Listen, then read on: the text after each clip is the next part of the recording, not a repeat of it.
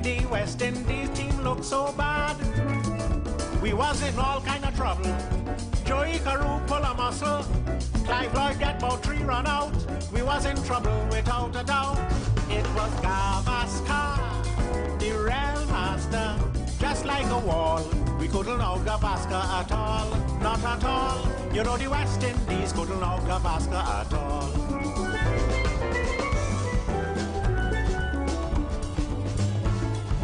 Venkataraghavan, Bedi in a turban, Vijay Jaishima, Jayantilal. They helped to win the series against the West Indies at Sabina Park and Queen's Park Oval.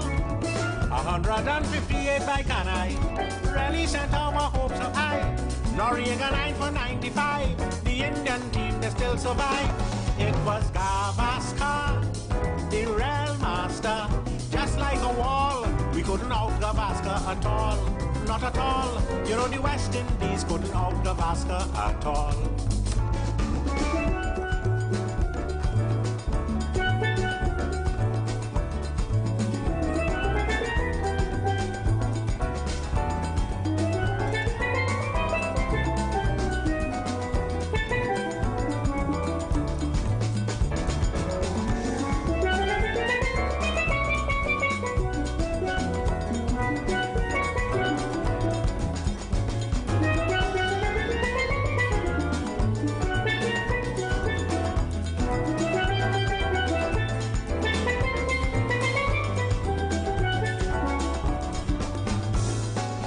Rajan Jurani, Solka Abidali, Dilip Sadesai and Vishwanath.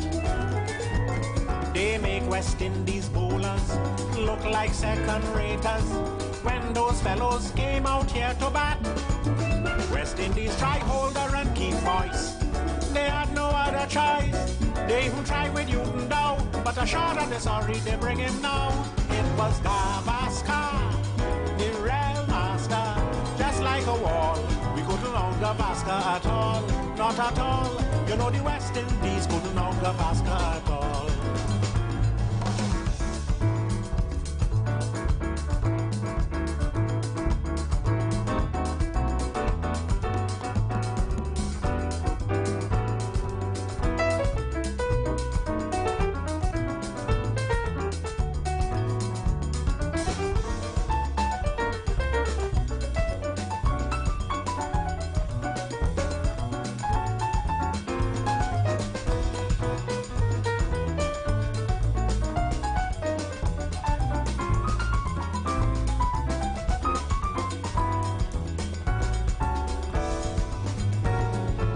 Little Desmond Lewis, also Charlie Davis, they take a little shame from out we face.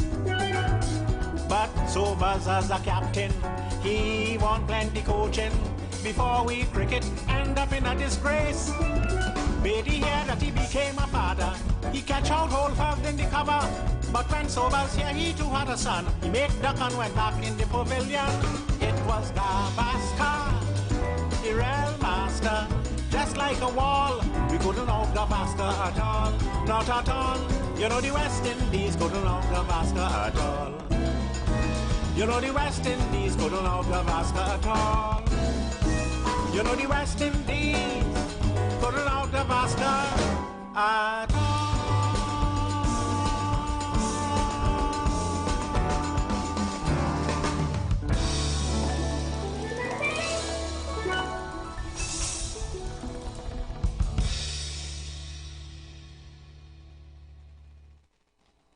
And good afternoon to you, good afternoon to all our listeners, good afternoon to those of you who in commute, you know, those of you who are going to pick up work, and those of you who are coming from work.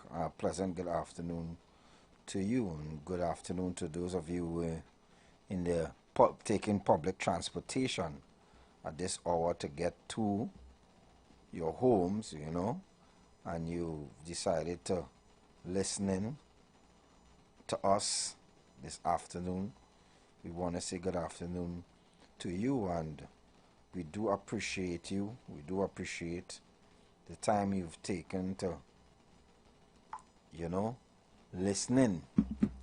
We do appreciate the time you take to listening on the Street 91.9 FM and on the Third Empire. We say good afternoon, as usual, as customary, to the owners and operators of this great radio station, Mr. Neil IWER George himself, the Water Lord.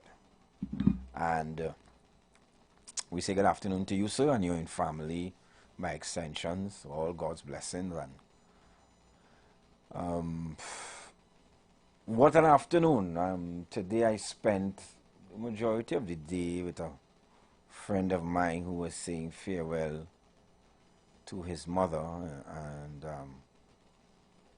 I do want to express my condolences to my good friend Hayden Defoe and the loss of his mother, and he had a good send-off for her. So I spent the day there in Arima reflecting on life and life well lived, and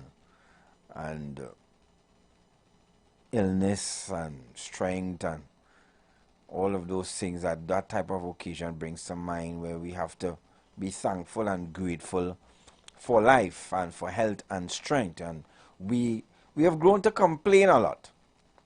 We've been made to be complaining a lot and complain. We always find some reason to complain, but today I find a reason to be thankful, and I hope you do too. Find a reason to be thankful, and thankful for life. Thankful for life as it is, amidst all its ups and downs and hills and valleys. You know, we want to say in that vein, thanks to God for another day. Thanks to God for allowing us to see another day, and for us to be having this discussion with you, having to be able to have this rapport with you. And we do indeed recognize that life is volatile. Hobbes and the philosophers and Hobbes and Locke say that life is short and brutish, you know, and how men are naturally evil. There is some truth to that, and men meaning humankind in our natural habitat and left up to our own devices. You know, men without God especially. We do all manner of stuff. Unimaginable stuff and imaginable stuff. So good afternoon and welcome to everyone. Now we're going to have, basically, from what I've mapped out, a phone day with the general discussion hinging on technology and devices and etc. So, Director of Police and Community and Support at the Ministry of Homeland Security, Attorney Zahir Ali, yesterday, I'm reading the article, apart from welcoming the statements made by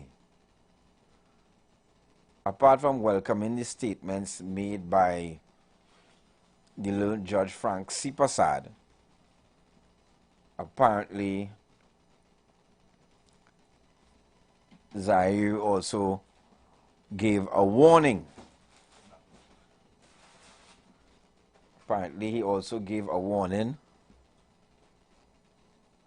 to those who may seek to take that advice out of context. So Mr. Ali spoke about the fair balance of the law regarding the statement made by the judge. He said, I welcome the strong statement from the Honorable Judge, but the judge is very intentional, etc. He talked about under the Police Service Act, amended Section 59, if you're not careful in terms of how you are behaving in any given situation, you can be considered as obstructing, threatening and impeding and intimidating, which could give rise to a serious criminal offense. Okay, that's all I have to say about that, because that exists even without a cell phone. He also added that the second thing is extremely important, and we must recognize that if there's a situation where there's low light or lighting conditions may not be as excellent, going for a device can place your safety and the safety of the persons around you in a state of prejudice. He explained that in such circumstances, a citizen may reach for a device displaying a red light, which could prompt officers to react out of fear. I will pause there, my senior, is your Senior Matheson. Yeah, good evening. Good evening and good evening to all the listeners. Interesting article. That's what I say. Yeah. Yeah, red light on Very phone. interesting, very, very interesting article. Kind of excuses people make to This is subject people from the natural given human rights. And I'm being very stereotypical here, quite lawyer-like. You know, in terms of, you know, I mean, you remind people every day that you cannot obstruct police in doing their work. Unless you are in front of the officer's face with your camera, which you should not be, which is unwise. I don't see how you're getting to do that in the first place. But how you obstructing a policeman by filming them? No, While they do no work? they are describing the obscene, where you are up in the officer's face with the camera, which is... Who does that? I mean, Well, people do that's that? what I'm saying. Some people tend to go overboard, but in my view, it is not as common as it is being made out to seem. You know. And if you could film the officer or film the situation incognito, or I mean, then that will work better for you than you don't have to let the officer know. And I think that was the vein in which the advice was given to film them. Nobody said to go and interview the officer and intervene while the officer is trying to do his work. But we do have extremists in Trinidad, and if you are extreme and you are seen to be impeding the officers, you must know what you could do and what you should know. I mean, I'd be very stupid to think that you could just go and put your phone in the camera, your camera in the police officer's face and push the officer aside and film evidence, and you can't do that. you can't do that. You can't do that. You should not do that. You should not even get that close. Because you don't need to. It's a camera. It's technology. You could zoom in and zoom out. Most of them have zoom on them. All of them. You good? So in case some members of the public, some of you are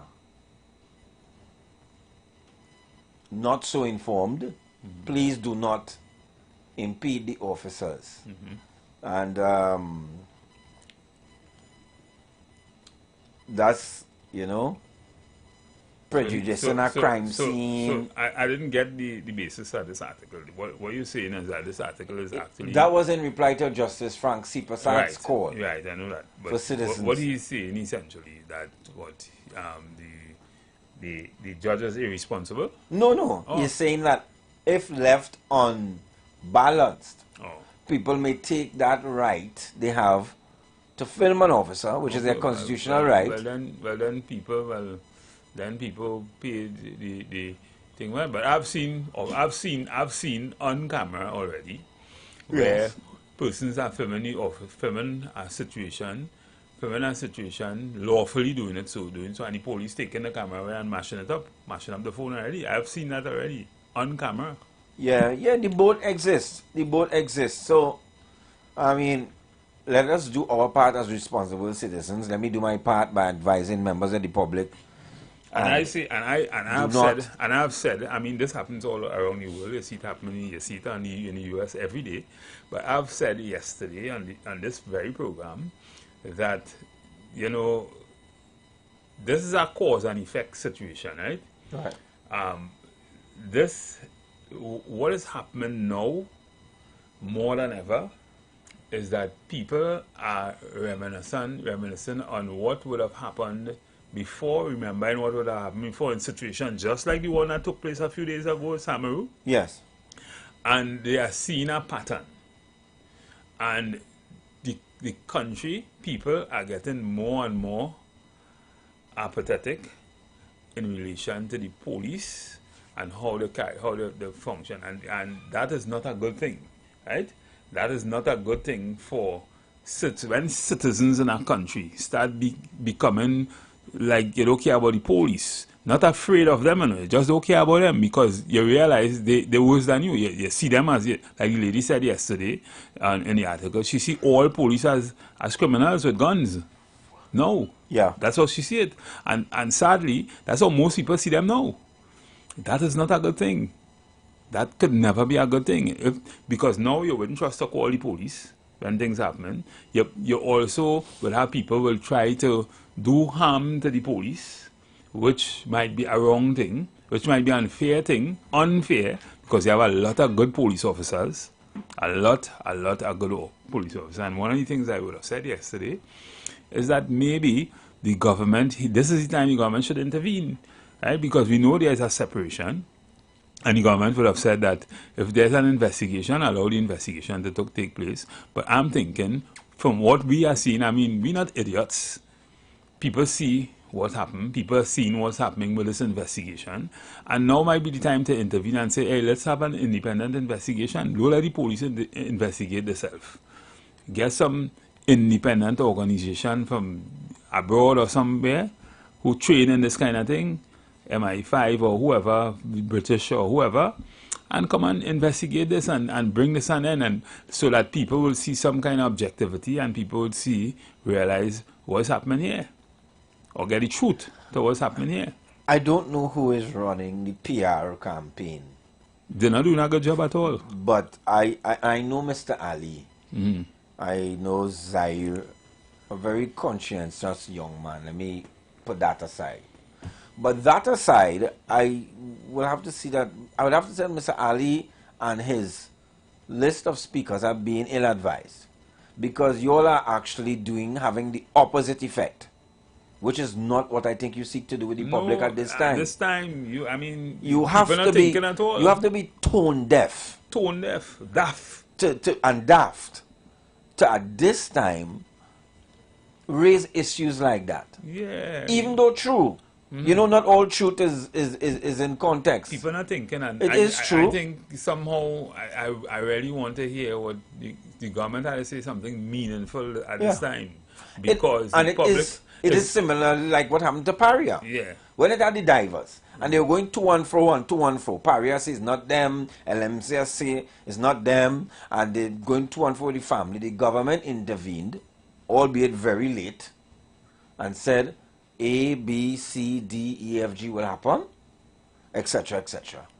And it did, albeit it wasn't the right thing to do. Yes, because people are still not in jail. Correct, right? and it didn't allay all our fears. Mm-hmm. But I agree with you. The state saw the need to intervene into something before it erupted. Mm-hmm. Because this is not a good thing, you know.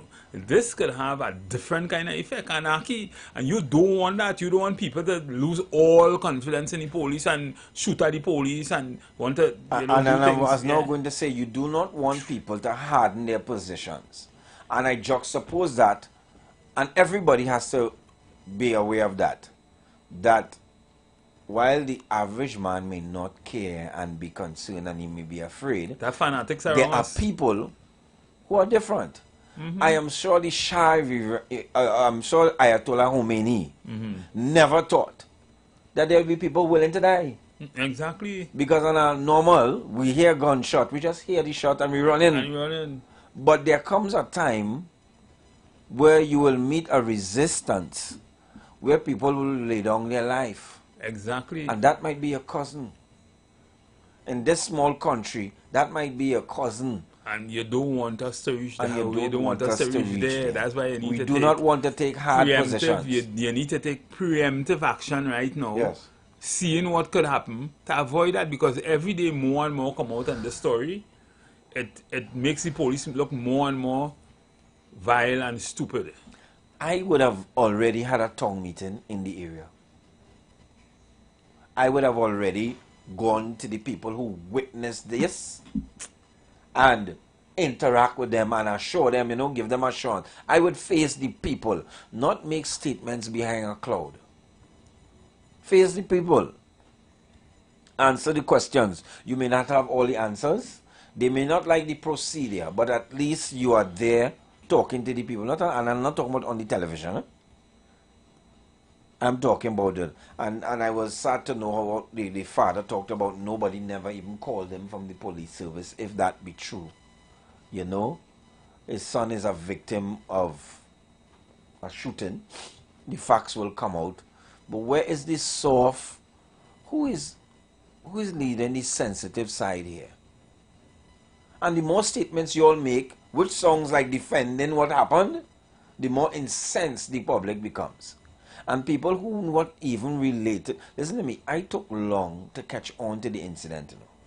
Because I was so hoping that the police would come out and do what they should do and say what. But the remarks I keep hearing on the side of law enforcement make people harden their positions. And why I mightn't do so, because I afraid the sound of guns and I might run. You're talking about family members who are affected. You're talking about people who feel enraged. That is a very, very, very dynamite Listen, position. I hold to the statement or the story that says that bad things happen when good men do nothing. Yeah. So it's about time that the authorities, and I'm not talking about crazy, talking about the authorities, the real politicians on the government side, come out and say something and address this. Please add throw some fire, some water on this fire a little bit. Because so far, everybody that speaks adding fuel. Everybody that spoke is adding fuel. We understand that people should not impede the police. And let me repeat that for those of you listening or who are listening. It is wrong to impede the police. Allow them to do their duties. Phones have cameras, cameras have lens. The lens can zoom. Do not go into anybody's face or breach their personal space with the cameras. Exactly. That is a no-no, even without police. Yeah. You know? Even without police, that's a no-no. Good? But that aside, is the law being used here to intimidate people? Because if this were an education campaign, it wouldn't come out now, which is insensitive. How would you bring out the law now? You think there's a place for the law in this case? So somebody ill-advised. Somebody ill-advised. And This is somebody from the Police Service Commission? Yeah, Police Service Community. Let me read where the gentleman is coming from. Wait. Police are cautioned. People are being cautioned against pulling out their Director of Policy and Community and Support.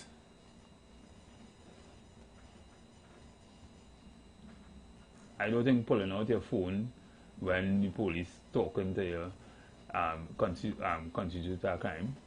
No. And filming, that doesn't constitute a crime.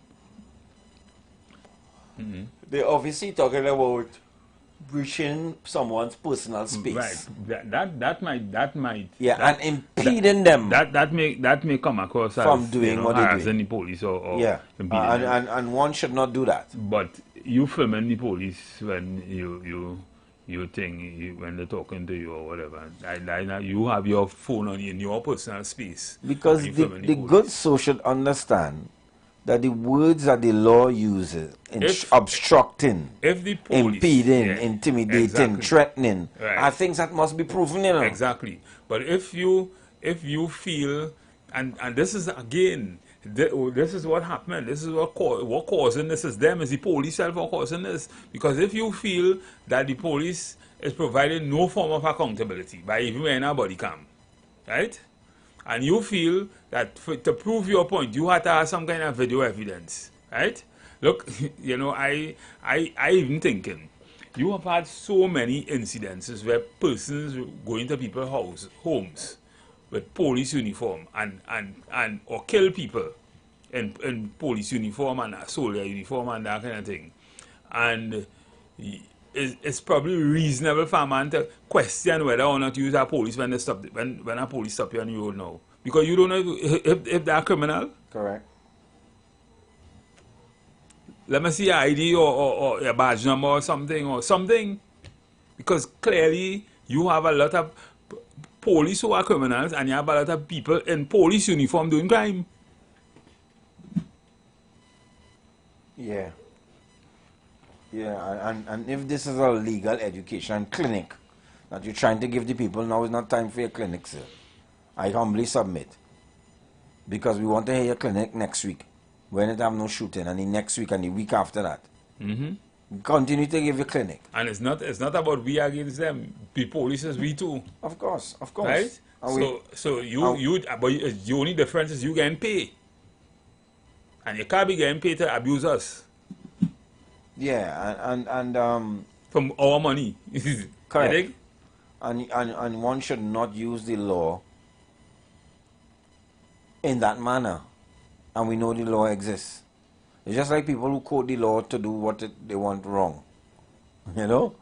And because they are law, I see police stop you on you and ask you where you now coming from. You gotta answer that. Am I a suspect in something? Correct.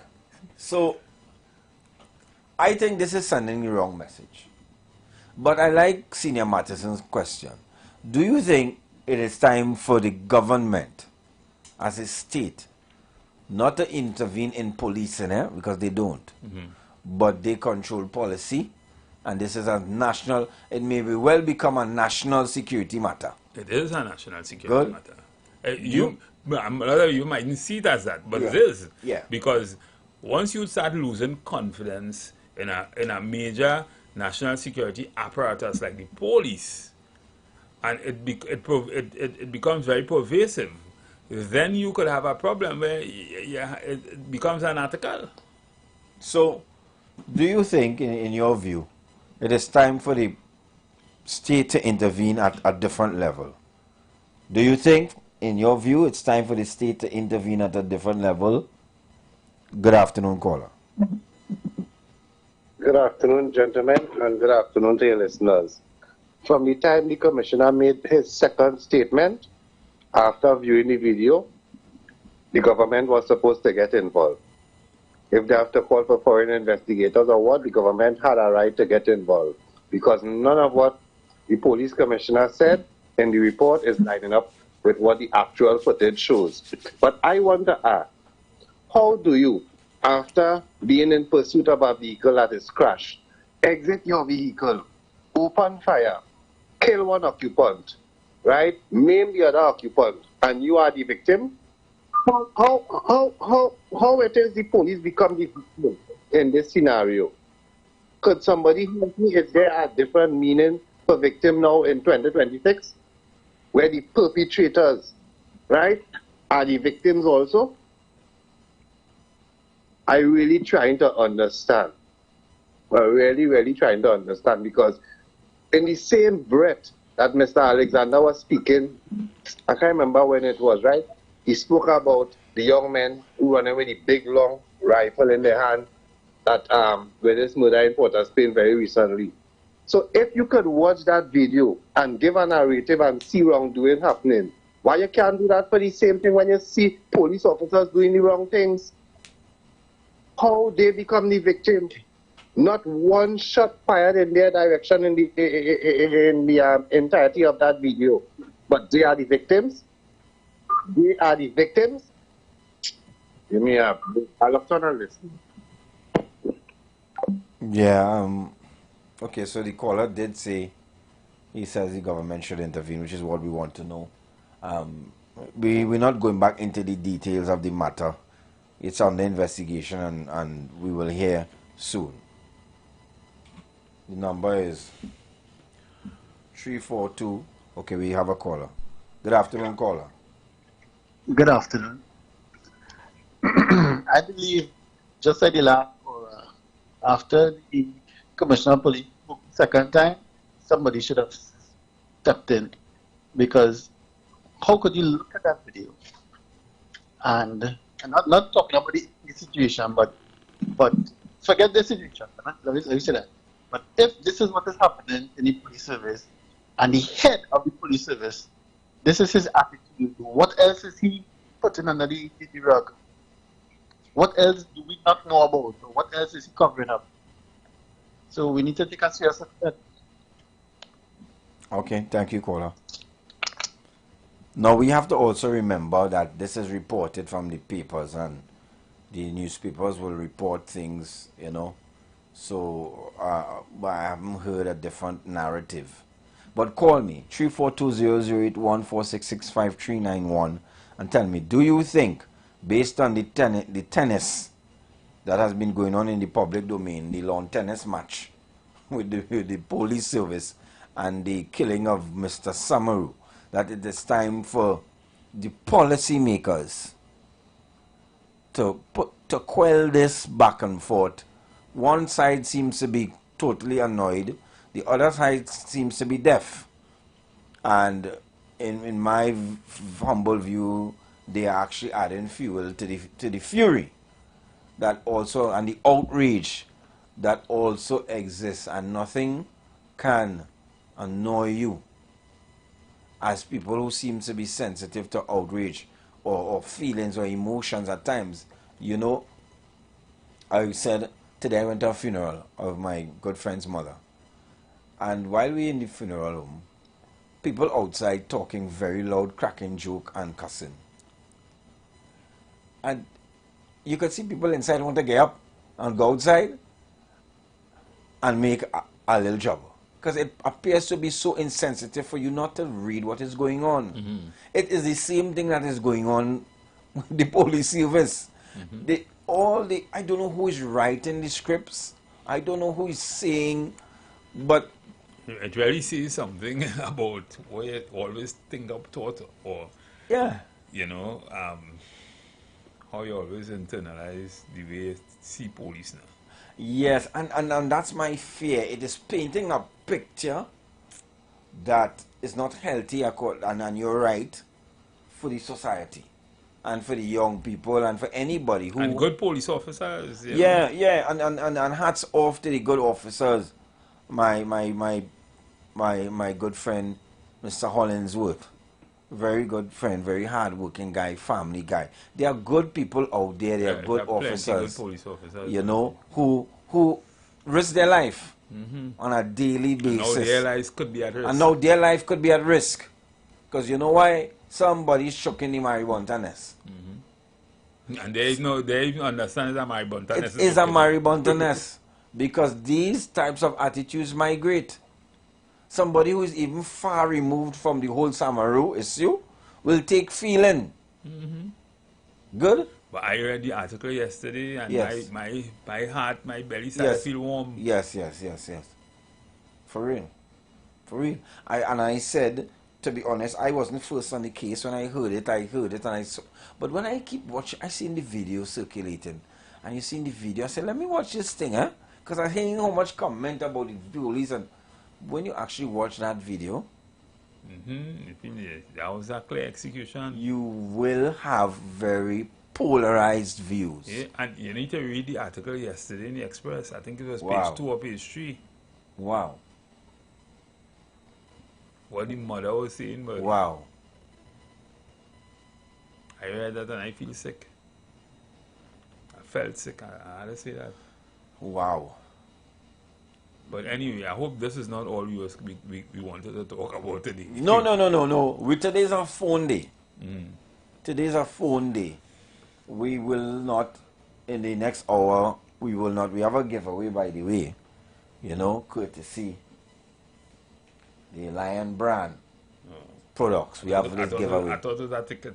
This hamper. No, it's a hamper for you to make Polori and etc. We'll get into that when we get into that. We have a giveaway today. But today seemed to be a phone day, because we have coming up an issue where the House of Lords has recommended or supported a ban on phones in school. Now, you know what happens there Yeah, happens here. often filters down. Yes. And the good things actually. the good things, you know, the bad things normally, but bad. there are some good things available to be copied. And I'm not saying we have to copy. But the House of Lords has backed the ban on phones in schools. Right?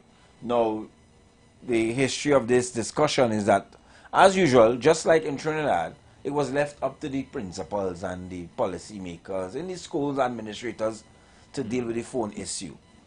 But it has become so endemic, and there has been so much a lack of consistency that the House of Lords is saying to themselves, listen, if we leave it open, some go do, some ain't go do, some ain't go apply it, some, and then we can't vex because we left it up to people's discretion. And sometimes discretion doesn't work. It doesn't work. We want to be liberally democratic. This in secondary schools or Yeah, universities? yeah. No, not universities, in schools, public schools. Right? They talk about, they want for children to have a phone-free day. But there are certain exceptions. There are certain exceptions, and some of the parents saying, we want the ban, however, we are worried about the safety of our kids and be able to track them. Because in these societies, that, apart from what the children do with the phone, Probably Elon Musk chitting them. a body chip. Yeah, Elon Musk body chip on him. Apart from what these children do with the phones and social media, parents now, you didn't have no phone when you went to school? When you went to school, you just had to come home. Yeah, your parents just had a hope. Yeah, Reach home. yeah. And if you ain't come home in time, your parents doesn't know, mother doesn't know what time you're supposed to really reach home, even if you take But a car. you see, in we time, most of the time, mothers would have been home. Correct. Waiting on you or somebody home. Somebody home But to now, receive you. But now, nobody might be home. I mean, it's a different time. Everybody working. Everybody on the hustle. It's a different time. So the parents groups are saying that, you know, we want it, except for we want to be able to track our children from school. Right? This parent says, I'm an 80s kid. We didn't have our location tracked. She has, though, purchased a separate Bluetooth tracker. So that's the other option. If you want to track your kids, purchase a tracker. Yeah. Put it in the bag. You know? Or put it on them, pin it on their clothes or something. Sam says she's over the moon with the new school van. Having seen her older daughter, now 15, get added to group chats with hundreds of other students when she got her smartphone. And that's the thing, eh? Once you get a phone like that, your child is part of our group. Once that horse bolt, that is it. Because there really is going to be the ban. And It had nothing you could keep them from. No. Nothing you could... and the real ban was for social media. But when you're on group something, so we're going to see what that ban constitutes as far as the House of Lords is concerned. And the Tory amendment to the Children's Wellbeing and School Bill passed with 178 to 140 votes. So join us after the break, where we will discuss more in a different context. We were talking about phones earlier. Join us for more after the break on the Third Empire. Stay tuned. You've got bills to pay, and so do we. Let's go pay some bills on the street 919 FM.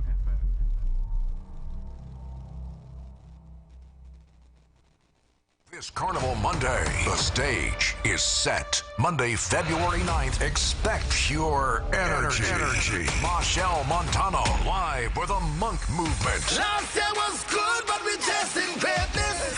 That's why they call this show the greatest. Monday Madness, joining the Monday Madness. Voice. I gotta be innocent.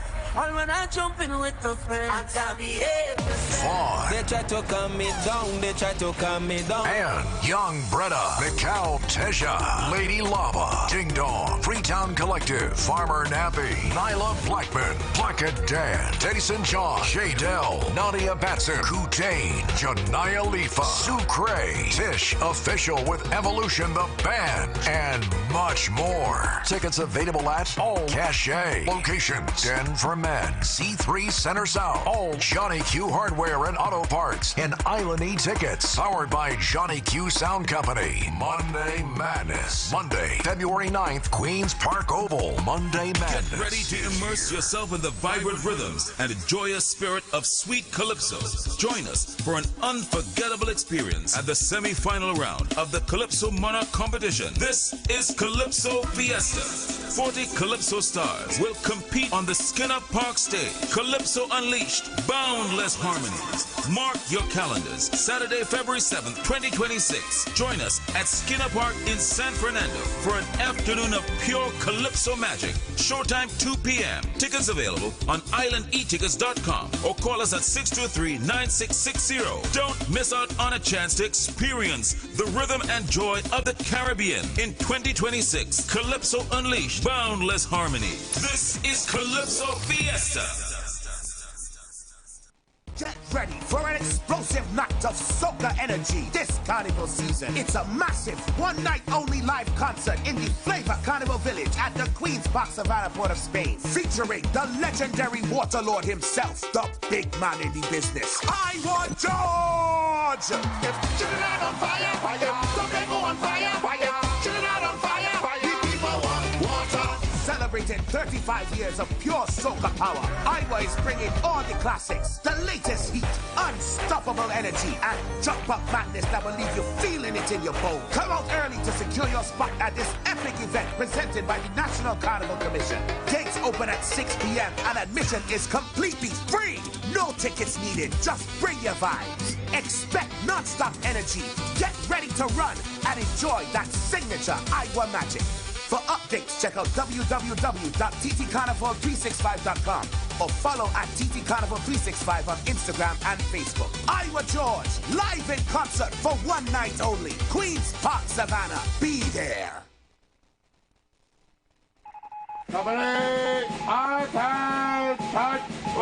Attention all fetters. This is a classified report. Army Fed is now operating under new protocols.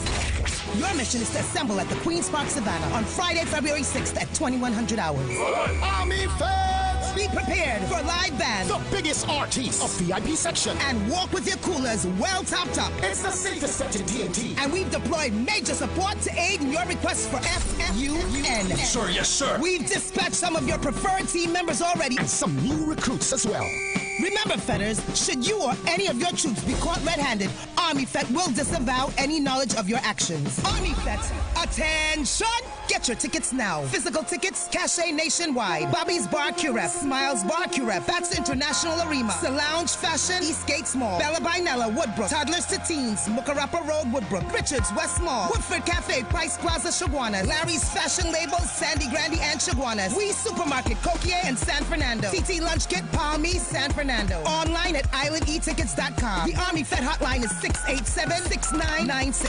Friday, February 6th. Assemble for the biggest and the safest set in TNT. Army Fed. Soldiers at ease.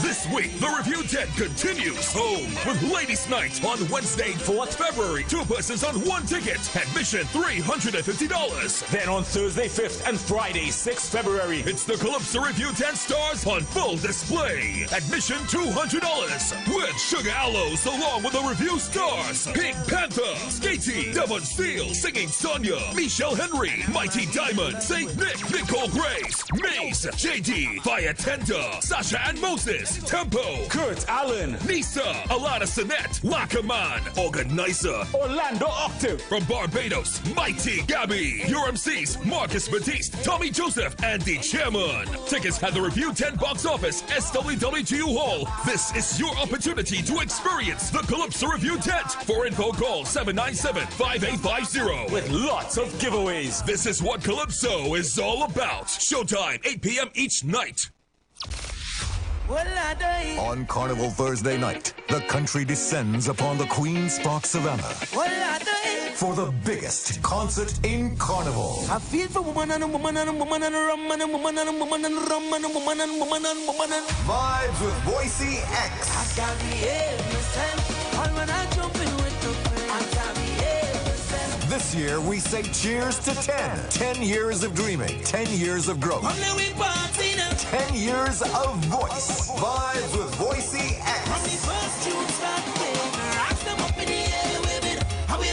The biggest names in soca will be a part of this special celebration. 10 years of Voice's life and career. Physical tickets at GT's West Mall entrance City Mall, 5th Street Bar, Area Peter Avenue, 519 Restaurant C3 Center, Woodford Cafe Chagonis, Fairways Tobago, and online at frontlineticketing.com. Sponsored by Digicel, The Security Zone, Guardian Media Limited, Stag, A Man's Beer, Hennessy, Coca-Cola, Royal Castle, Dasani, Monster Energy Drink. Vibes with Boise X. Join me on Carnival Thursday. Queen's Park Savannah. It's in We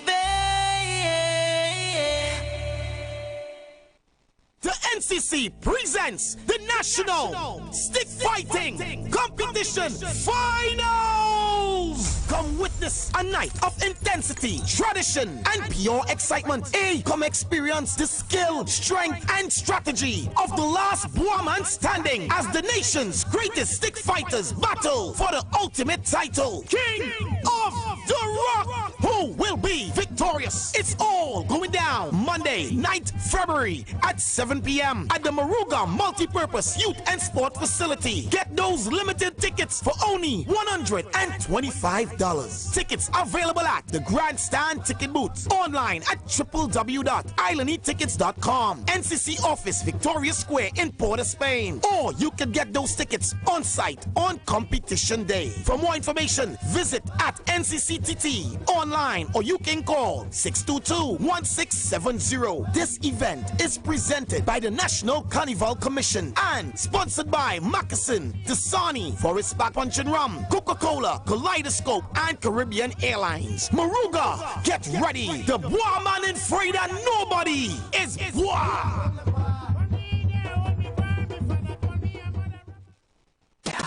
It's Classic Russo's final week for 2026. This is your last chance to experience the best tent show for the carnival. This Tuesday 3rd and Wednesday 4th February at City Hall, Knox Street, Port of Spain. Both shows 8 p.m. with a massive special of 3 persons on 1 ticket for $200, featuring their highly rated cast of performers: All-Rounder, Crazy, Contender, Manchild, Hamidullah, Lady Wonder, Shirlane, Twiggy, Dr. Wilby, Charlene Bailey, Master G, Mark Eastman, Garth Sinclair, the youthful Kyle Cowie, Andre Nelson, Nefta Kojo, Jay Edwards, and many others. MC Shirlane Hendrickson, chorus by the Classic Russo Diamonds, music by Classic Russo Orchestra. Get your tickets at Crosby St. James, Tuco offices, New City Mall. This is your last chance to experience the best tent show for the carnival. Classic Russo for Classic Kaiso. Man, I went by the ATM to get some cash and the machine saying insufficient funds. I sure I have money in my account. Boy, that happened to me already. Here what to do. Make a report to your bank. But if you're still not satisfied with how they're dealing with it, contact the Office of the Financial Services Ombudsman. Let me text you now. If you want to resolve a complaint with your bank, non-bank financial institution, or insurance company, contact the Office of the Financial Services Ombudsman at 800-4FSO or visit www.ofso.org.tt. We can help, and our services are free. Is a whole lot of flavor wrapped up in a twist. Some of them try to rap, but they don't rap like this. With crispy KFC tenders and lettuce and carrots and shredded tortilla embedded, perfect wherever you headed. Dripping with that creamy mayo and that mambo sauce. Let me tell them one more time to get my point across. It's a craveable, crunchable, movable, functional, flavorful meal that your taste buds must endorse. KFC, crunch twist, crunch twist. None of them, they don't make them like this. Introducing KFC's Crunch Twist, a flavorful wrap with a delicious difference for just $29.95. KFC, it's finger-licking good.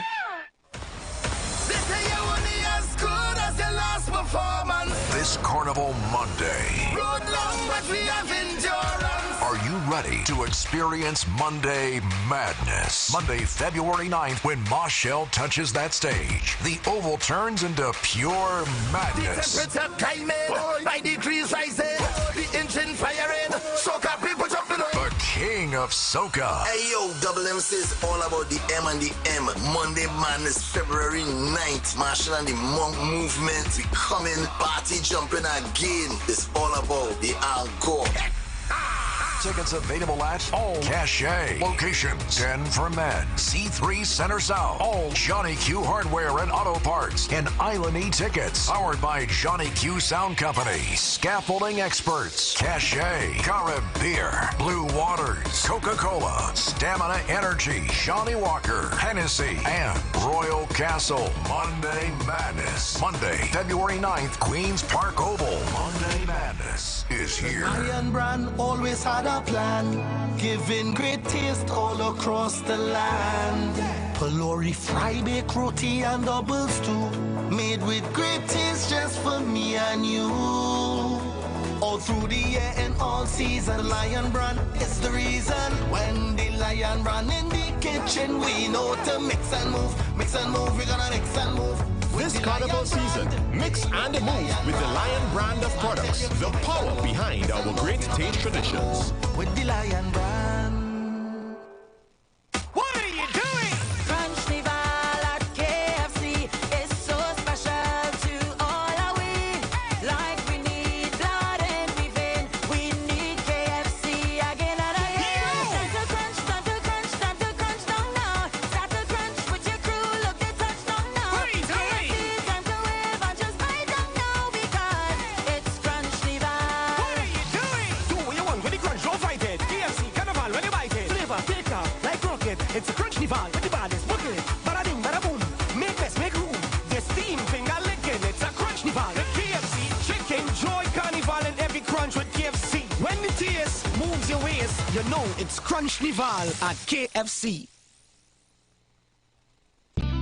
Play away, break away, play away. 1, 2, 3, go. It's a bigger prize and the money nice in the play away, break away. We betting hard and we betting hard in the play away, break away. It's Bacchanal in the Playway Breakaway. Win up to 30 to 1 on the base, 130 to 1 with the Juve ball, 135 to 1 with the steel pan ball, and 150 to 1 with the soccer ball. Wager on at least one mega mix option for a chance to break away with bigger Playway prizes this carnival. It's a bigger prize and the money nice in the play away, break away. We betting hard and we betting hard in the play away, break away. Players must be 18 years and over. Please play responsibly. This carnival season, come hungry and leave in love.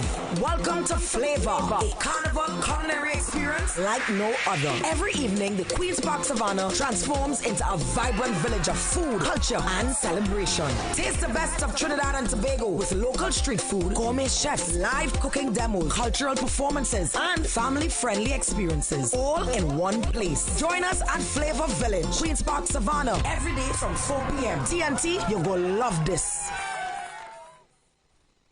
Jump into savings at Furniture Plus. Enjoy up to 40% off in-store and online. Find amazing deals on furniture, appliances, mattresses, and more. Plus extra discounts on credit plans and free gifts with select purchases. Save more at Furniture Plus today. Trinidad and Tobago, get ready for words, wit, and raw lyrical fire. It's Kaisorama 2026, the ultimate extempo and freestyle competition where only the sharpest minds survive. On Monday, February 2nd, the battle begins at Radisson Hotel with the preliminary round at 7 p.m. Watch the nation's best extempo giants go head-to-head, thinking fast, rhyming faster. Then it all comes down to the grand final on Tuesday, February 10th, 7 p.m. at Napa. One crown, one champion. Pure lyrical mastery. Think you have what it takes? Registration is now open until Friday, January 30th at all Tuco offices. Tickets, preliminary $150, grand final $250. Don't miss. Clear the way and turn the volume up to the max. It's time for the Soca Pick of the Day, sponsored by NLCB.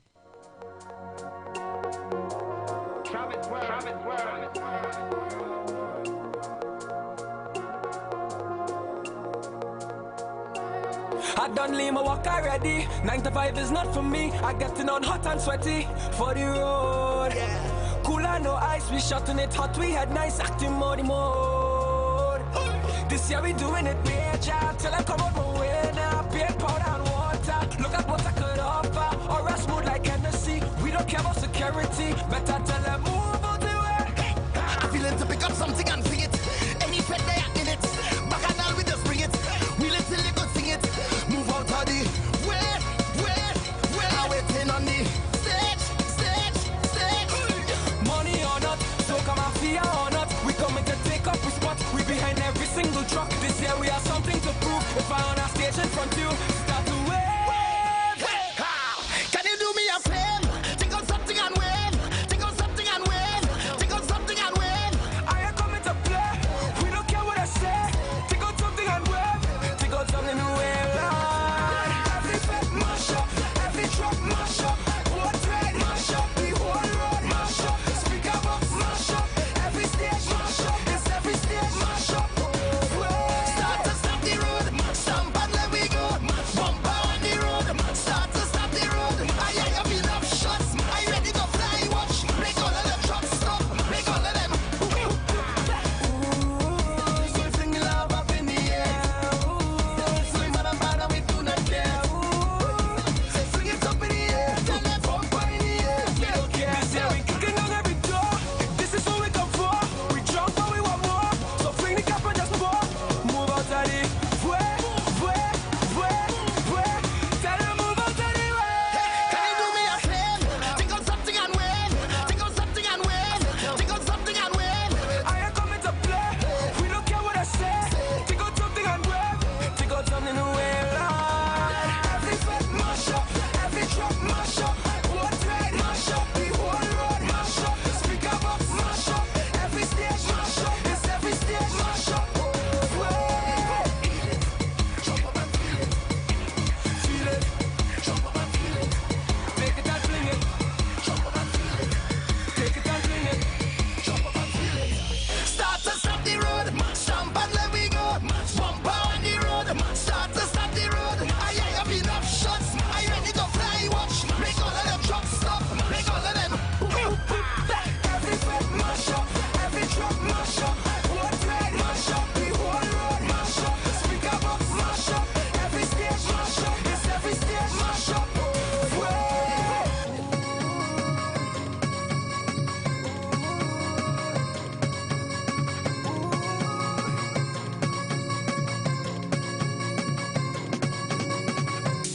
And that is your Soca Pick of the Day. Keep it locked right here for more of the biggest hits and the sweetest vibes, sponsored by NLCB. Play away, break away, play away. 1, 2, break away. It's a bigger prize and the money nice in the play away, break away. We betting hard and we betting hard in the play away, break away. It's bacchanal in the play away, break away. Win up to 30 to 1 on the base, 130 to 1 with the Juve ball, 135 to 1 with the steel pan ball, and 150 to 1 with the soca ball. Wager on at least one mega mix option for a chance to break away with bigger play away prizes this carnival. It's a bigger prize and the money nice in the play away, break away. We betting hard and we betting hard in the play away, break away. Players must be 18 years and over. Please play responsibly. Share the live. Share the live. The Street 919 FM on Facebook and Instagram. Share the live. Iowa George on Instagram. Share the live. Iowa TV and Street TV on YouTube. Share the live. The Street 919 FM. And we're back with a Lion Brand promotion, a Lion Brand giveaway. You know we like giveaways. Lion Brand. Lion Brand. And you know, to get this prize. Sometimes when they say Lion Brand, you think about Polori and things, you know. Well, no problem, don't give it away.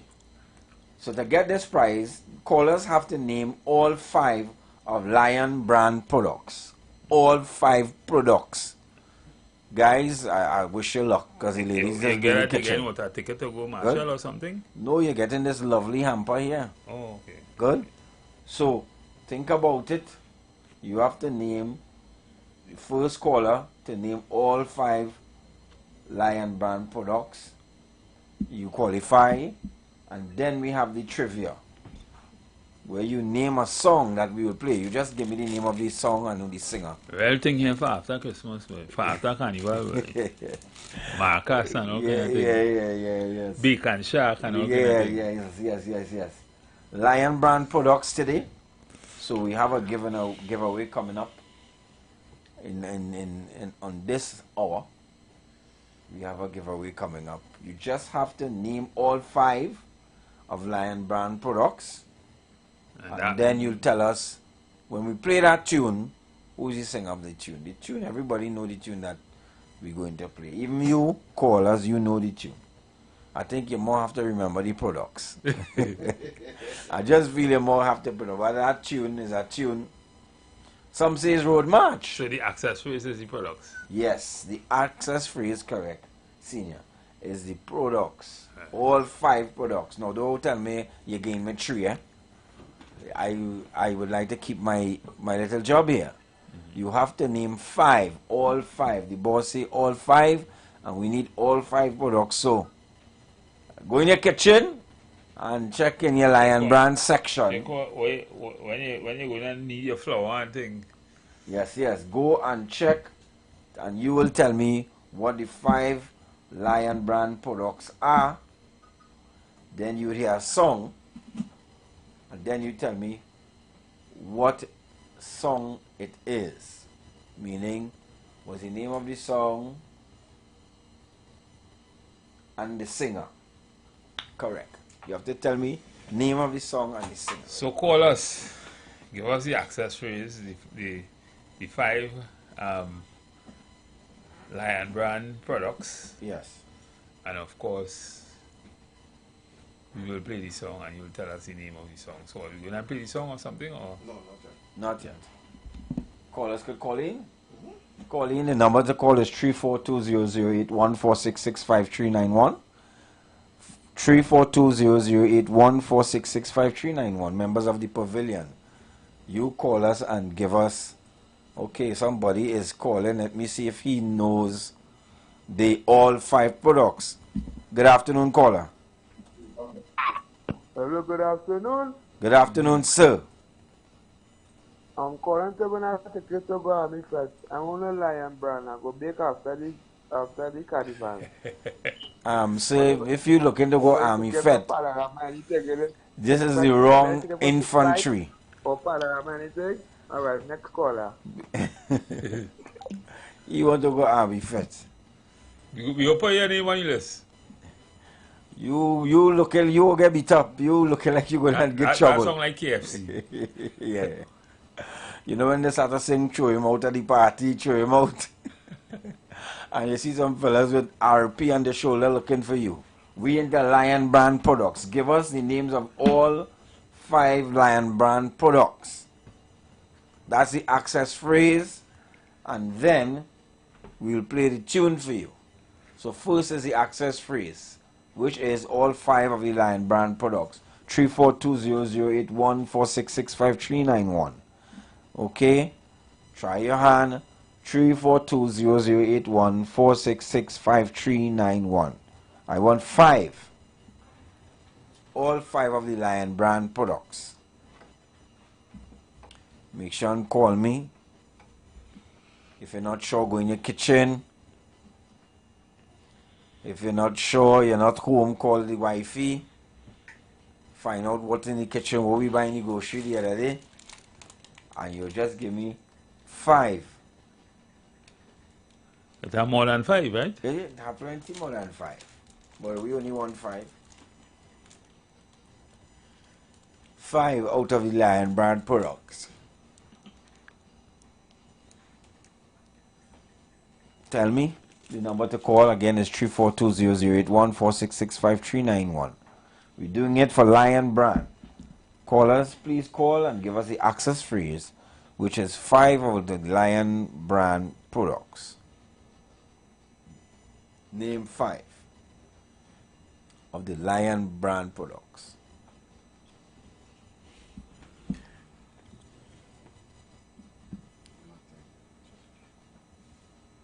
I don't know, these callers like they don't use. No, I can't believe that. I do have people who don't use that, so I ain't believing that. What for the Saturday? What do you call it? What do you pavilion? We could probably give away a Marshall or something. Look, this gentleman calling back again. Good afternoon, sir. Do you have the access? Oh, he cut off. He changed his mind. I feel you went and Google that. He want to go stink on that. I don't know where he want to go. Good afternoon, sir. Hello. Yes, Good sir. afternoon. I can tell everybody the King Liar, King Receiving, King Pocheri, and the misleading Queen. That is the 5 answers there. No, sir. But when it come out, when we take it for the army first, when you let things come. I feel, sir, you trying to win Forest Park. You trying to win Forest Park. Y'all take it for Forest. Y'all take it for Forest Park. First carnival back in that time, man. The name of that fet is tell the truth. The name of that fet is tell the truth. Oh my gosh. Imagine the caller calling in and telling you what he want to win. Call us, the number is 342-008-14665-391. Tell us, give us 5. The access free is 5. I wonder if 5 too hard, boy. The boss now, I don't know. Access free is, which is 5. We go help you with one. All the Lion brand we will help you with one. Products. We will help you with 5 of them. We will help you with one. All 5. Call me and tell me. If you know Lions, if you know Lions baking powder, something wrong with you. Well, senior gave you 1. You need 4. No, you have to remember that 1 too. Don't call in and forget that. All right. Good afternoon, caller. Good day. Good day. I'm calling for your promotion. Yes, you have all 5 of the Lion brand products with me? I think so, maybe. Go ahead. Let me hear you. I think we have a Friday pork mix. Right. 1. Very mix. 2. Soda. 3. City soda. Yes. Surprise as well. Well, my God. So you're in the kitchen. You are in the kitchen. You hold the line. So next we're going to play this song, right, sir? Stay on the line. When the song play, when it finish, you'll tell me who sang the song and the name of the song. Listen for the song now.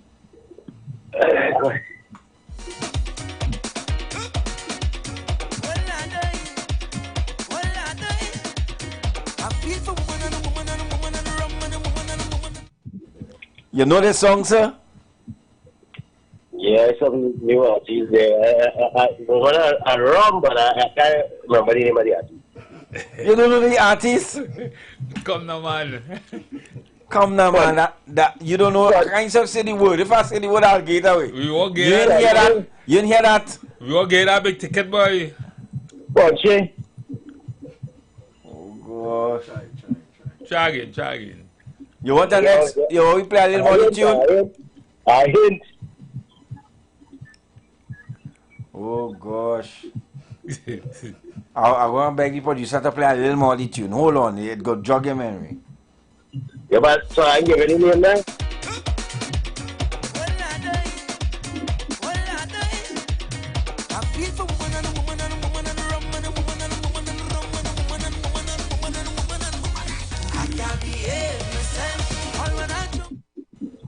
Caller, you have it there?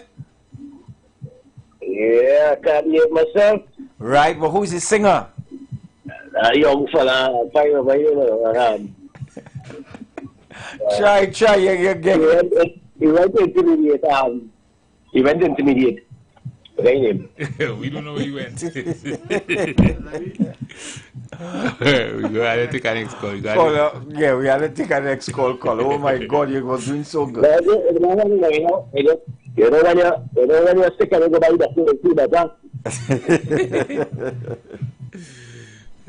Good afternoon, caller. Yeah. My name is Val. Yeah, but give me the products. Give me the 5 Lion brand products. Oh, Jesus. Okay. 5 Lion brand products. Lion brand products. You follow with me? That's one. Right. The roti mix. That's one. No. You're not just having lion bacon powder. Right. Right. Oh. Colori make lion bacon powder. You don't tell me that. Roti and double flour, fried bacon. Right. 3. Lion brand. Okay. 4. We checking you out 4. Yeah, one more. One more one. Fried bacon flour. Yes. That's the 4th one. What? One more. It's 5 I want. Oh God, what? Just make soup with it. I'll give you that clue. Just make soup with it.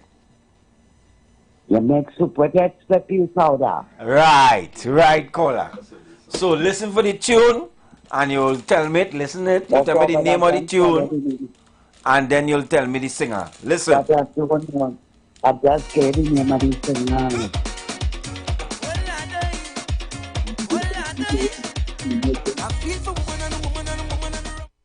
Right, caller. Who is the singer and what is the name of the tune? I'm not in the singer's voice. Right. But I don't know the name of the tune. The fella just called it to me. Well, that's why we want to play the tune for you because the name in the tune. Now I'm telling you, we want to play the tune. You will play it again. If you listen to the tune, you'll get the name. Alright, I'll try. Alright. Listen to it again.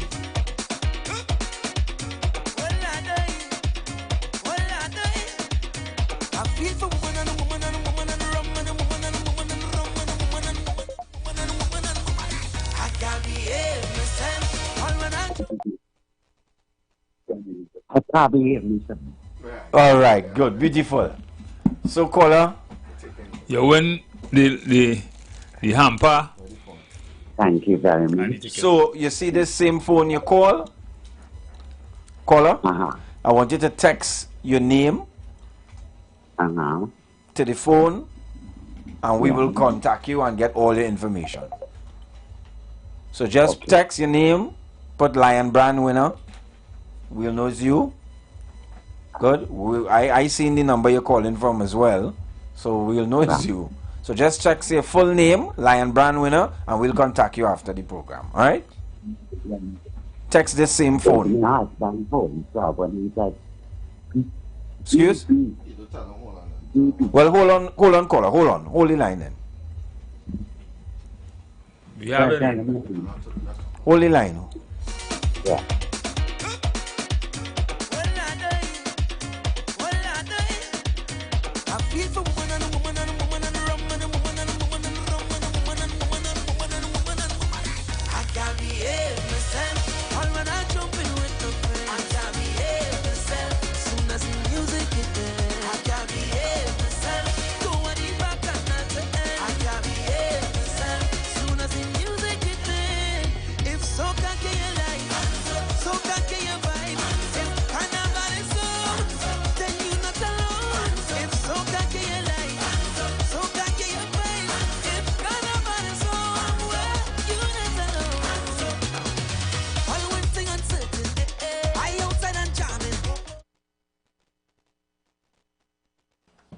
That's it for Lion Brand for today. So we have one lucky winner already, and somebody else will win for the remainder of the week. Somebody will win the Marshall tickets. I don't know. I don't know what they will win, but the Lion Brand promotion is on. So we were talking about the ban on cell phones as proposed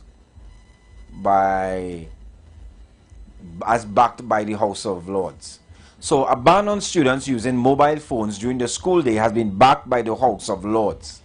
The Tory amendment to the Children's Well-Being and School Bills passed 178 to 140 and comes just weeks after opposition peers supported legislation.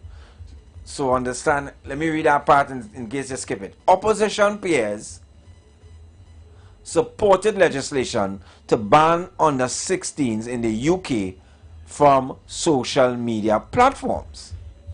So understand the problem, the genesis of the problem was social media usage, right? Education Secretary Bridget Phillipson has previously advised schools that they should be phone free during school hours, but the guidance lacks legal force. Schools were given directions on phone use in February 2024, but Phillipson argued it did not go far enough as updated last month. The Education Secretary wrote to the heads to make it clear that all schools should be phone free for the entire day, including break times and lunch times. Pressing for the law change, Tory Shadow Education Minister Baroness Barron said we need to reset our own and our children's relationship with smartphones and social media, as smartphones are so often the gateway drug to social media. The inflexibility inherent in the new guidance from the government is portrayed positively as giving schools and communities discretion to adopt an approach that best suits them. But in reality, for many school heads, is that it is an exercise of discretion that is difficult and leaves schools facing off against pupils and parents. So it's the discretionary power granted unto the, granted previously, that is actually at the root of the problem, according to school officials. So the recent debate around teenagers and phones centered around two main areas. Okay, but we're going for a break, like now, in the next, going for a break? No, well, I'm not too sure. It seems to be stuck, so that's why I continued. I was seeing it, right? I'm not too sure. We good? Yeah, we good. Producer says we good. Right? And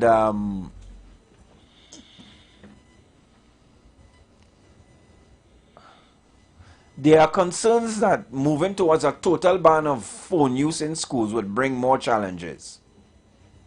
General Secretary of the Association of School and College Leaders said many students need them for medical reasons, for traveling to and from school. They're part of their daily life. So what we'd be asking for is a way in which it could be managed, an investment to allow schools to control those situations in a safe and appropriate way. But Charlotte Ashton, journalist and co-founder of Generation Focus, says she thinks a statutory ban is needed to improve consistency. What we need with a statutory ban is that every teacher to feel empowered and supported. I struggle to concentrate with my phone in my pocket, let alone my 15-year-old. To concentrate through maths. Senior Matheson, good or bad? Well, I mean, cell phones has become very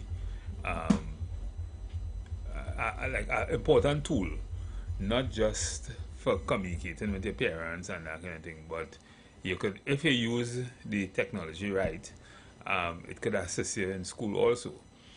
In this day and time, to me, because what we mirrors exactly what happens in Britain and the US to a large extent, and in fact there are more people and there are more issues relating to children and security and that kind of thing. So I don't know how they will configure it, but to do something like that in Trinidad might be difficult for parents in particular who feel that they may need to contact the children at Road March Energy? Check. Time. Royal Castle flavor? Double check. Let's dive into the Royal Castle Road March Song of the Day on the Street 919 FM. When the carnival pace pick up, Royal Castle is the most tasty and convenient stop. Welcome to Royal Castle's drive-thru. Whether we heading to the beach with chicken buckets and sides, having a house line with all the combos and sandwiches, or we stop by the castle to eat before the fete. Royal Castle local flavor is always part of the carnival. That was the Royal Castle Road March Song of the Day on the Street 919 FM. When the carnival pace pick up, Royal Castle is the most tasty and convenient stop. Welcome to Royal Castle's drive-thru. Whether we heading to the beach with chicken buckets and sides, having a house line with all the combos and sandwiches, or we stop by the castle to eat before the fete. Royal Castle local flavor is always part of the carnival.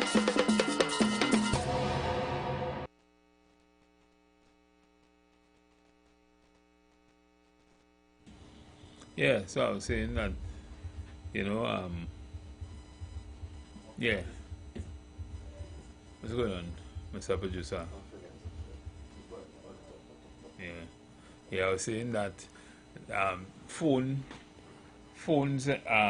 for parents and for students communicating with them and that kind of thing after school, given the security situation, or sometimes even while at school, something happened. Sometimes we have the volatile nature of school and school closure, school situations in school and that kind of thing.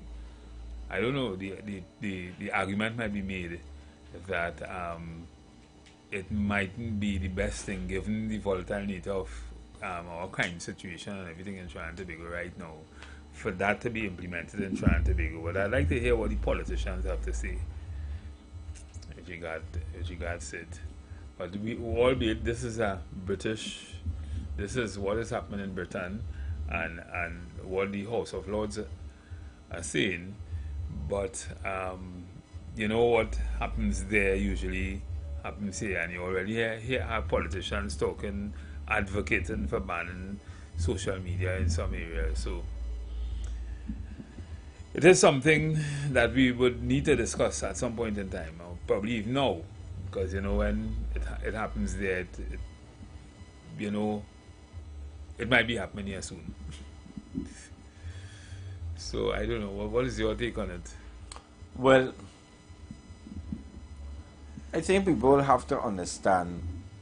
You have to. These are several moving parts to begin with. I agree with the security concern. Let me put that out. I agree with the security. And you have even more experience and exposure in teaching and that kind of thing. Yes, I agree with the security concern, especially for little children. Okay, so here's the scenario. The scenario is that mommy has to be at work for 8. You have little children. For mommy to be at work for 8, the child has to be in school given the traffic situation just after 6. As before you. Yes. You go for work, but you are prepared to go to work, so you have to take the child to school first. No, school starts at 8. And if the child is on the compound after 6, 2 hours before school starts, there will be need for communication with that child. Yes, because I understand. Because teachers aren't there. Teachers aren't there, and even if they're there, they communicating with their children too. And the school children, the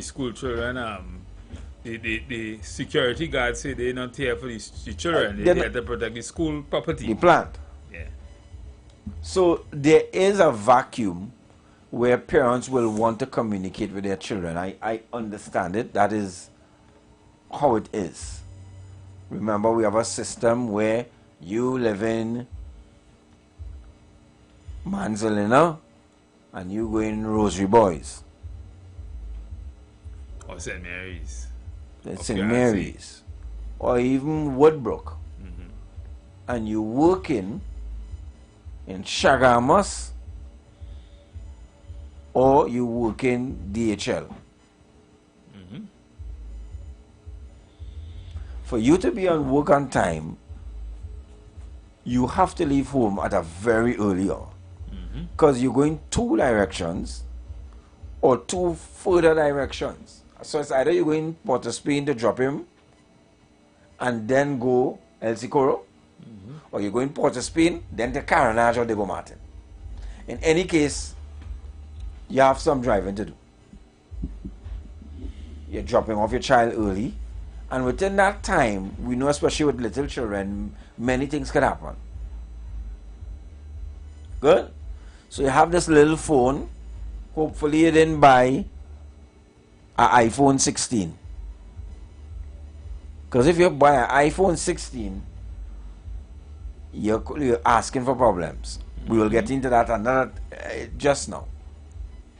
So I understand the need for communication, and as the article said here, for some parents to know their children's location for a security issue. Good? For security concerns. However, I wonder if members of the public understand the inherent responsibilities and risk that that phone causes. Number one, who's going to monitor that phone? You only teach her to monitor the phone now? At 6:30, minutes to 7, 7:15. The teacher who also has a daughter in nursery school or somewhere. You have bullying. You have theft.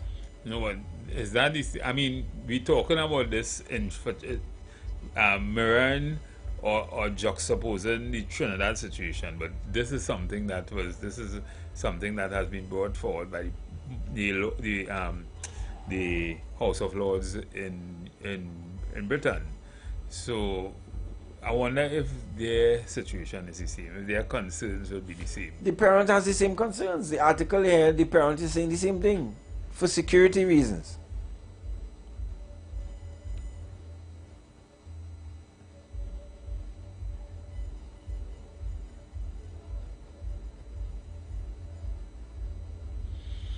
Yeah. They talk about lockable pouches, the need for statutory guidance. Parents are parents, children are children, wherever.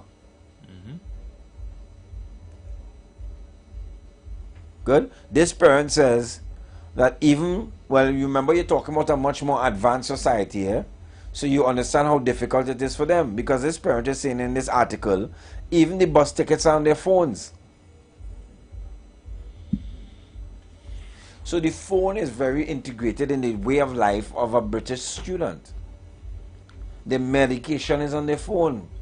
How much they should take, etc., etc. They have other healthy interactions with their phone, apart from TikTok and everything else. But I remember when they had introduced laptops in school the first time. They had some block on some software and that kind of thing. On some sites. On sites. Is it that they could do the same thing, or can they do the same thing once you come in the school, in the sphere of the school? Your phone goes on the online on the school system, and they could block the software. Well, the practice in these places is to buy a brick for your child. A brick is what they call a dumb phone. A phone that can't do much. That's the terminology they use. A brick. You know, buy him a brick. Don't buy him a i116 or S24. Buy him a brick where there's less technology to contend with, and basics, all you can do is call in, call out basic usage. The fact is that anything like this is going to be very complex, because remember, you have the enforcement side. When you allow children to carry phones to school, even for good reasons, somebody has to monitor that. Which is added responsibility to the teacher. Sir, they thief my iPhone. Sir, I just had it here. Sir, James pelted me with the ball. My phone fell and the screen cracked. You know, mommy reaching in school tomorrow.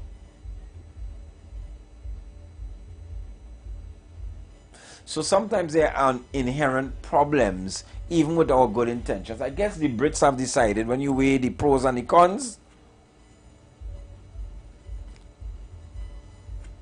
the pros in support of banning it outweigh the cons, and they want to ban it. Because there are pros and cons to this issue. That is the truth. Good? But we have become a society that is so heavily dependent. And maybe that's just the way life is developing. The children, you know, where is you get the maxi? Which maxi you get? You get the car? So we had to rationalize between security and Correct. the well-being of our children in terms of learning and, you know, that kind of thing. And that's what hard the psychological well-being of our children, because social media is certainly doing some major damage. Major damage. And that is the truth. But security is also a concern. And it's just a rationalization between the two, you know. And that's an issue. It is an issue, and it is an issue. So we want to know, what will matter to you more? The psychological well-being of your child, or just this plain safety of your child? When it comes to cell phones in schools and cell phone usage, which of the two matter to you more, or would you just say both as equal? The number to call is 342-0081-466-5391. We understand the utility of it, but we also understand the dangers of it. Correct. Some children become targets. Good? Because, you know, as usual, they have to show it off. Because I have this, you don't have that. And the children without phones now, some are jealous. But really and truly, this whole issue about phones and social media is very disruptive to learning. In a day with classes going back to back and periods going back to back and homework and studies, to fight up with this is just added pressure, you know. Come off your phone, pay attention, hand in your phone. And you've been a teacher in that kind of era. You will know. Good. You have a good idea what going on. Look at the proliferation of school pornography That's the next thing. and school fight. Yeah. We were young, it had fight. We didn't see it. We hear it had a fight in this school. Yeah, so. I mean, can't rewind the tape. No. it's a video. Today, we getting the fight live.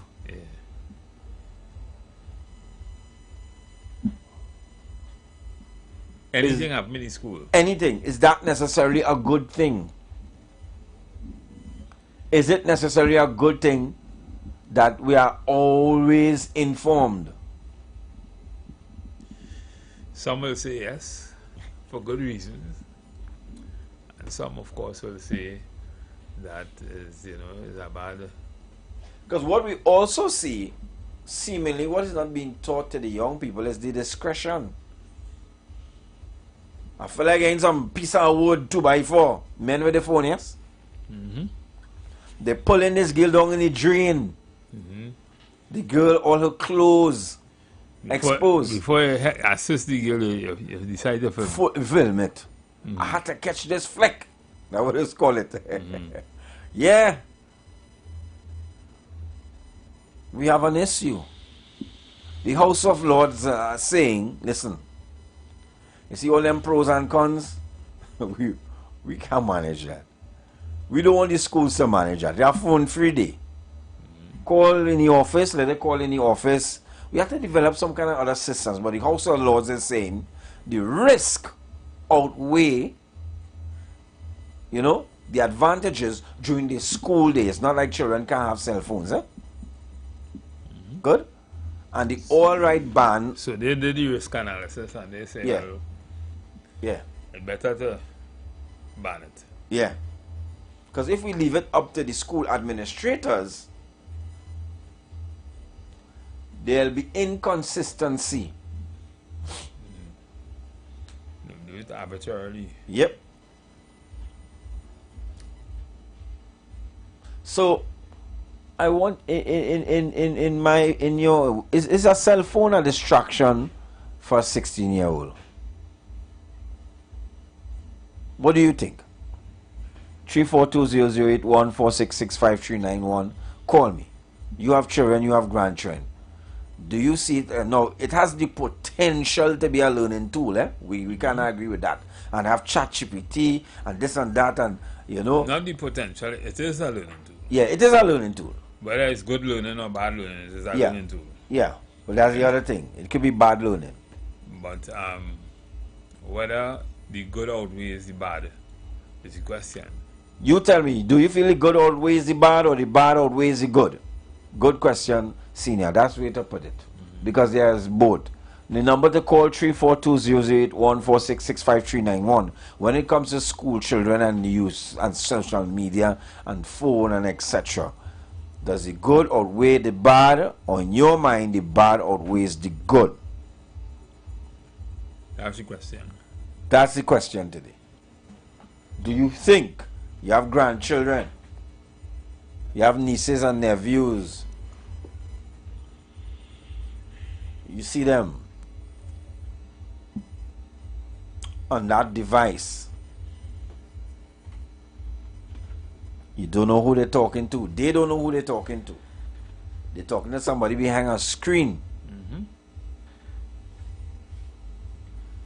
Does the good outweigh the bad when it comes to cell phone usage among teens? So clearly, you know, the British House of Lords and politicians would have done their analyses. They would have looked at certain statistics. They know the level of crime that they have. They know the level of volatility in the society in relation to criminal activities against young people and that kind of thing. And so they would be able to make a decision from a data perspective, a perspective of data, to see whether or not this would be a good thing. It would be interesting if we decide in Trinidad and Tobago to go that way, what we make that decision on the basis of. You know? It will be interesting to know what we make that decision on the basis of, because our situation might be a little different. Yeah? Our situation might be a little different. Things might be a little more out of control. Right? Britain is certainly not a perfect society. But by any means, you're correct. Yeah, but I tell you something, security in Britain, I don't even want to say per capita, is way advanced to Trinidad, right? You know, the speed at which things happen in terms of solving crime and situation is way different from what exists in Trinidad. The alacrity that is you see things happen in terms of security situation and that kind of thing in Trinidad and Tobago is nothing to be desired of. So taking away that one element of security for a child, not to mention the fact that there may be a lot of things that are bad about cell phone. Yes. But the few things that are good may tend to outweigh the bad. Very often that's the case. Yeah, especially in Trinidad and Tobago. Especially that's the case. Yeah? Where you don't have the mechanisms of control. Yeah. So a parent might be more inclined to say, well, no, I can't agree to that because I care about the security of my child more than anything else. What he learned, I could probably unlearn when you reach home, or you know, that kind of thing. Which we know the reality. The reality is that's a big challenge. Yeah, but yeah, I could see a discussion going like that. As a matter of fact, a discussion like that in Trinidad and Tobago will be seen as a kind of subject of people rights and that kind of thing. You'll hear a lot of that. So on the other side, I'm sure we will have a. You've got bills to pay, and so do we. Let's go pay some bills on the street 919 FM.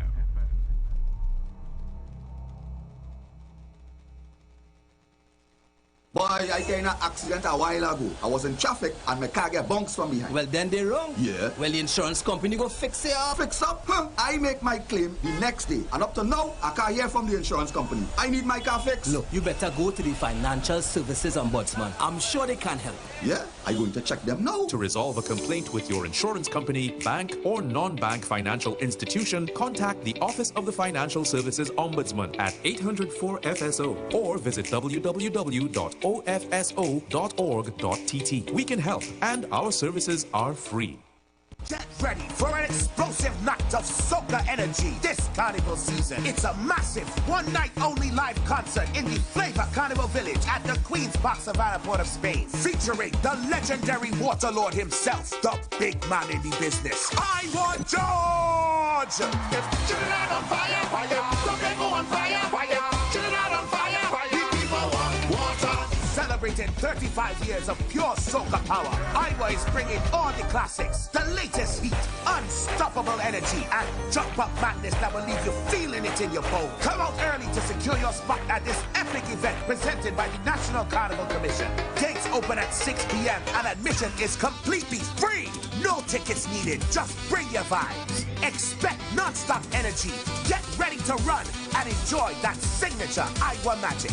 For updates, check out www.ttcarnival365.com or follow at ttcarnival365 on Instagram and Facebook. IWER George, live in concert for one night only. Queen's Park, Savannah. Be there. Get ready to immerse yourself in the vibrant rhythms and the joyous spirit of sweet calypso. Join us for an unforgettable experience at the semi-final round of the Calypso Monarch competition. This is Calypso Fiesta. 40 Calypso stars will compete on the Skinner Park stage. Calypso Unleashed, boundless harmonies. Mark your calendars. Saturday, February 7th, 2026. Join us at Skinner Park in San Fernando for an afternoon of pure Calypso magic.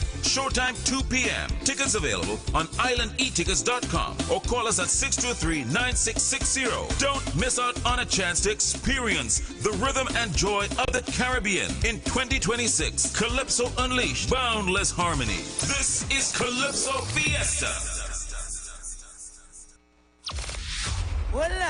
On Carnival Thursday night, the country descends upon the Queen's Park Savannah for the biggest concert in Carnival. I feel for woman and a woman and a woman and a rum and a woman and a woman and a rum and a woman and a woman and a woman and Vibes with Boise X. I can't behave myself. All when I jump in with the friends, I can't behave myself. This year we say cheers to 10. 10 years of dreaming. 10 years of growth. 10 years of voice. Vibes with Boise X.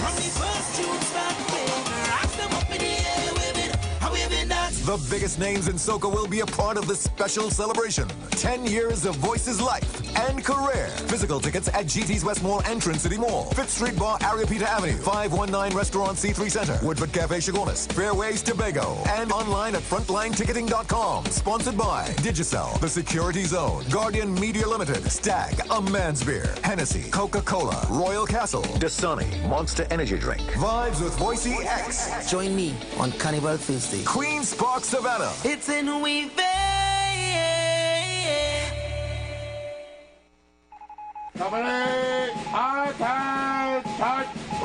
Attention all fetters. This is a classified report. Army Fed is now operating under new protocols. Your mission is to assemble at the Queen's Park Savannah on Friday, February 6th at 2100 hours. Army Feds! Be prepared for live band, the biggest artists of VIP section, and walk with your coolers well topped up. It's the safest set in TNT. And we've deployed major support to aid in your requests for FFUN. Sure, yes, sir. We've dispatched some of your preferred team members already, and some new recruits as well. Remember, fetters, should you or any of your troops be caught red-handed, Army Fet will disavow any knowledge of your actions. Army Fet, attention! Get your tickets now. Physical tickets, cachet nationwide. Bobby's Bar Curep, Smiles Bar Curep, That's International Arena, Lounge Fashion, East Gates Mall, Bella Binella, Woodbrook, Toddlers to Teens, Mukarapa Road, Woodbrook, Richards, West Mall, Woodford Cafe, Price Plaza, Chaguanas, Larry's Fashion Labels, Sandy Grandy and Chaguanas, We Supermarket, Coquier and San Fernando, TT Lunch Kit, Palmy, San Fernando. Online at islandetickets.com. The Army Fed hotline is 687-6996. Friday, February 6th. Assemble Assemble for the biggest and the safest bet in TNT. Army Vet. Soldiers at ease.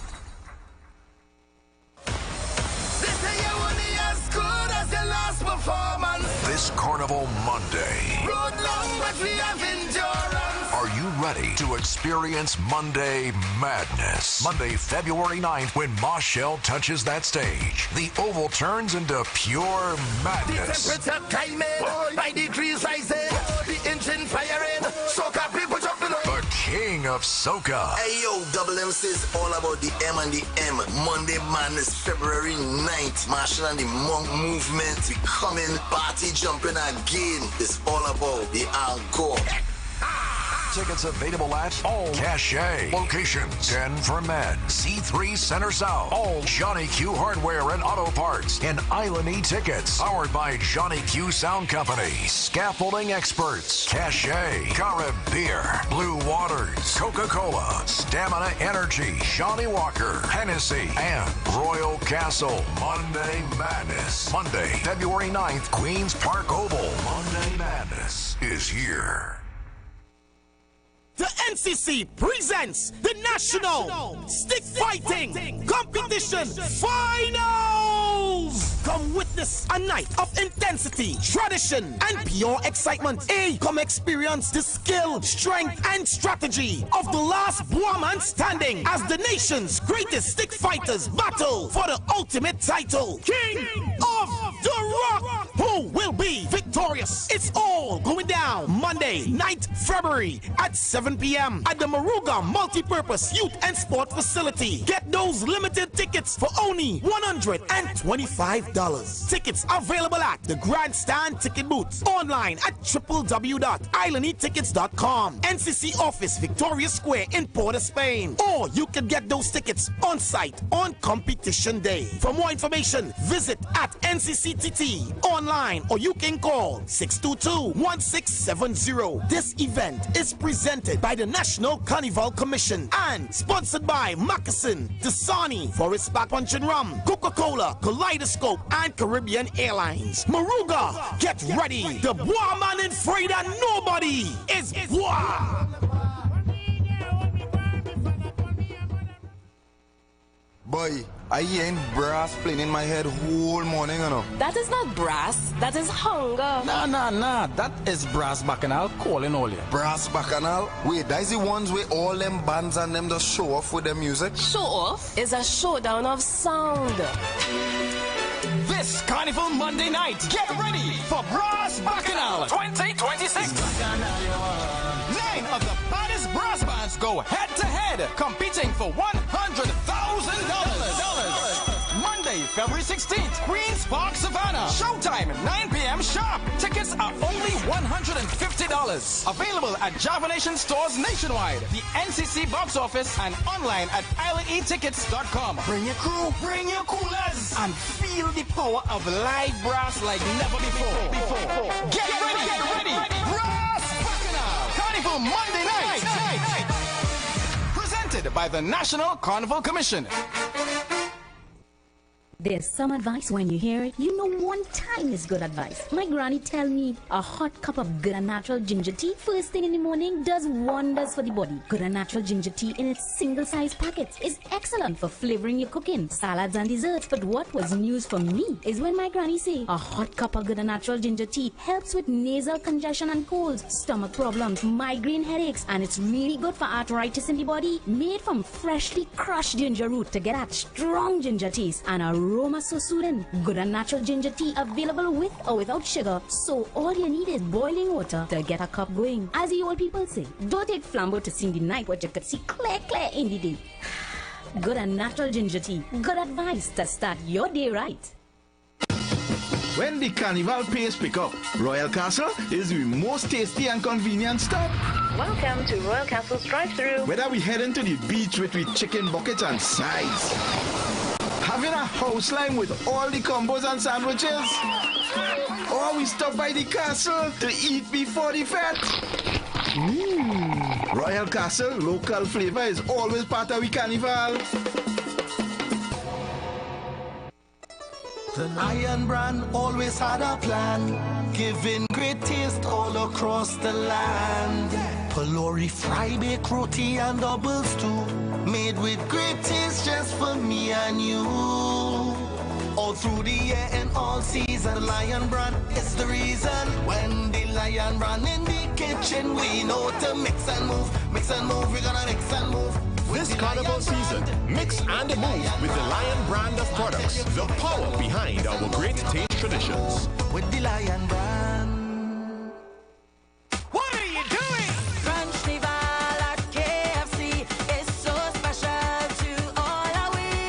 Like we need blood in we vein, we need KFC again and again. Time to crunch, time to crunch, time to crunch down now. Start to crunch with your crew, look they touch down now. What are you doing? KFC, time to wave and just bite down now because it's Crunch Nival. What are you doing? Do what you want with the crunch, don't fight it. KFC, carnival, when you bite it. Flavor, thicker, like rocket. It's a crunch Nival with the baddest buckle it. Bada ding, bada boom. Make best, make room. The steam finger licking. It's a crunch Nival with KFC. Chicken, joy, carnival, and every crunch with KFC. When the taste moves your waist, you know it's Crunch Nival at KFC. Break away. Play away. 1, 2, 3, go. It's a bigger prize and the money nice in the play away. Break away. We betting hard and we betting hard in the play away. Break away. It's Bacchanal in the Playway Breakaway. Win up to 30 to 1 on the base, 130 to 1 with the Juve ball, 135 to 1 with the steel pan ball, and 150 to 1 with the soccer ball. Wager on at least one mega mix option for a chance to break away with bigger Playway prizes this carnival. It's a bigger prize and the money nice in the play away. Break away. We betting hard and we betting hard in the play away. Break away. Players must be 18 years and over. Please play responsibly.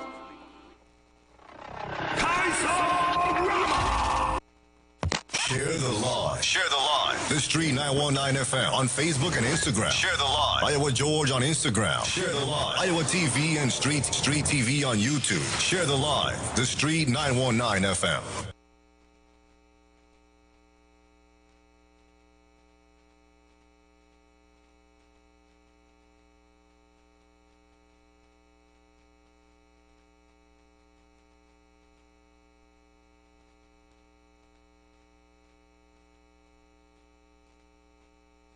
I see you in here. So we're here. We're back for final hour this afternoon. And you know, this show, I like to remind people that this show is a show coined in a cricket analogy, and to a large extent we like to hear how the two sides played on this cricket team, on this cricket match. Yeah. We know the field it's any best wicket right now. Yes. And we know the batting side have some turbulence. The bowlers, and there again, the turbulence ain't necessarily coming from the bowlers, but it's coming from the condition of the wicket. And really and truly, you know, I like to hear, just come back to the morals of the program. I like to hear how people feeling, what the pavilion had to say about the batting. Because we as the umpires, we are seeing some challenges and we are seeing some things that we know we hear in the ray and the applaud and that kind of thing in the pavilion, but we also hear in the quiet. And we really want to hear what you have to say, so we could maybe help you in analyzing what's happening.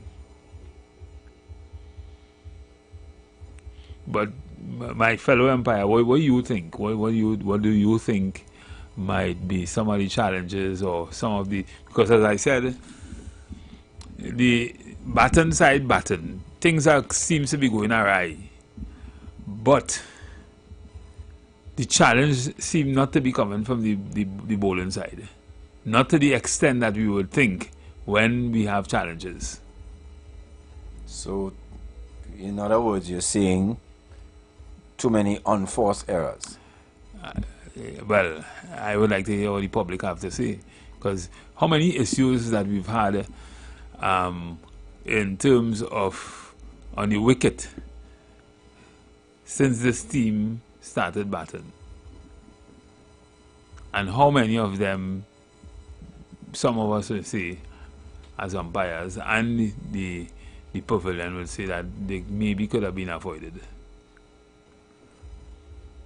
I want to hear what the public had to say.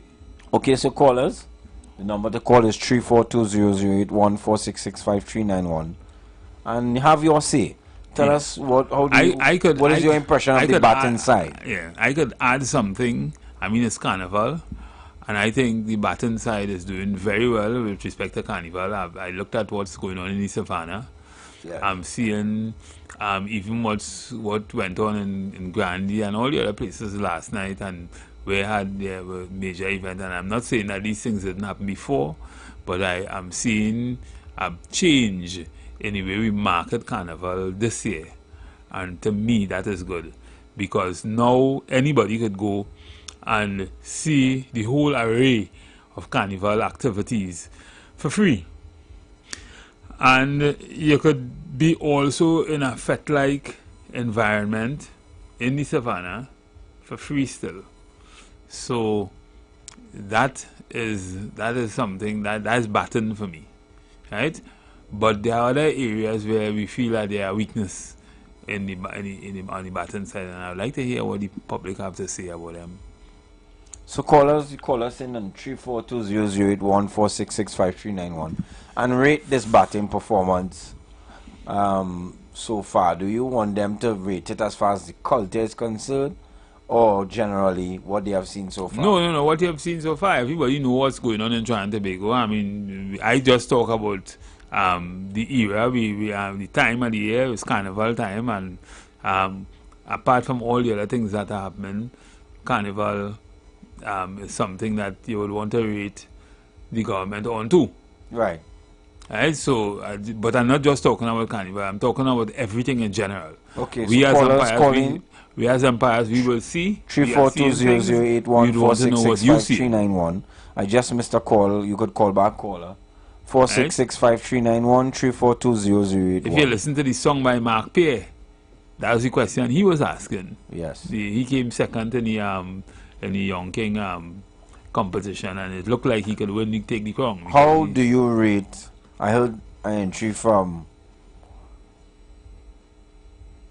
Devon Seals talking about a little bit of power. It's not a good thing. Good afternoon, caller. Good afternoon. This is the old lady from Tower. Yes, ma'am. I will rate them 8, but forces inside the party trying to break them up. And they will succeed because the people on the batting side, they're not strong enough to see what the people is that's coming, they're trying to do. A few of them come in there, they just come in there to mash up. I see the mash up party already in my life, you know, they mash up government.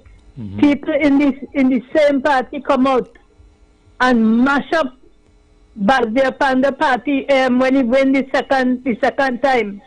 He won't go the first 5 years, and we decided to give him a bribe.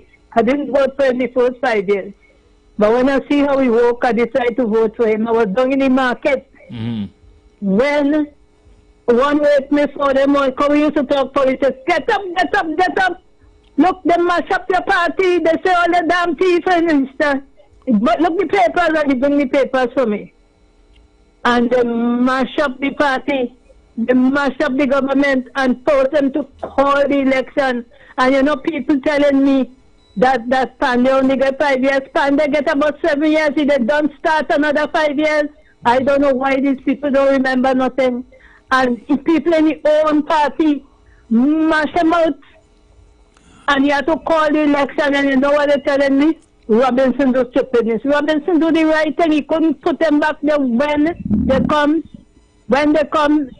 17, and he tell them he can't give them. He have to give the other party because they throw him out. They vex all the UNC side. They vex with Robinson. But in my book, Robinson did the right thing. He couldn't very well put them back there. He give them 2 seats. for it to run the 5 years, and he run the 5 years good. And we decided to put him through the old road. The old road was in a mess, and Panda fixed it to through that.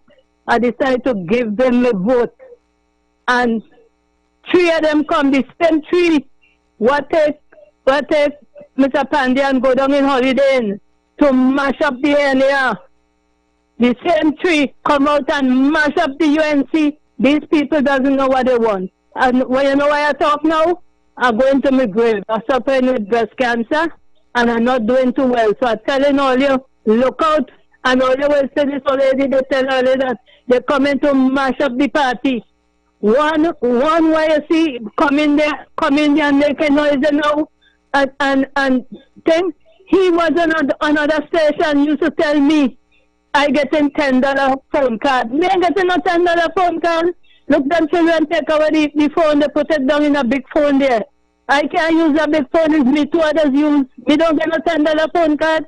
It's me little pension money at a stake to call. Another time I will give all this history about this party government and Okay, thank you, caller. Thank you. Right, so we want to find out how the Baton side Baton, or how you feel the Baton side Baton. Good afternoon, caller. Good afternoon, gentlemen, and good afternoon to the listeners. Now, I tell all already, first me I blow up the game.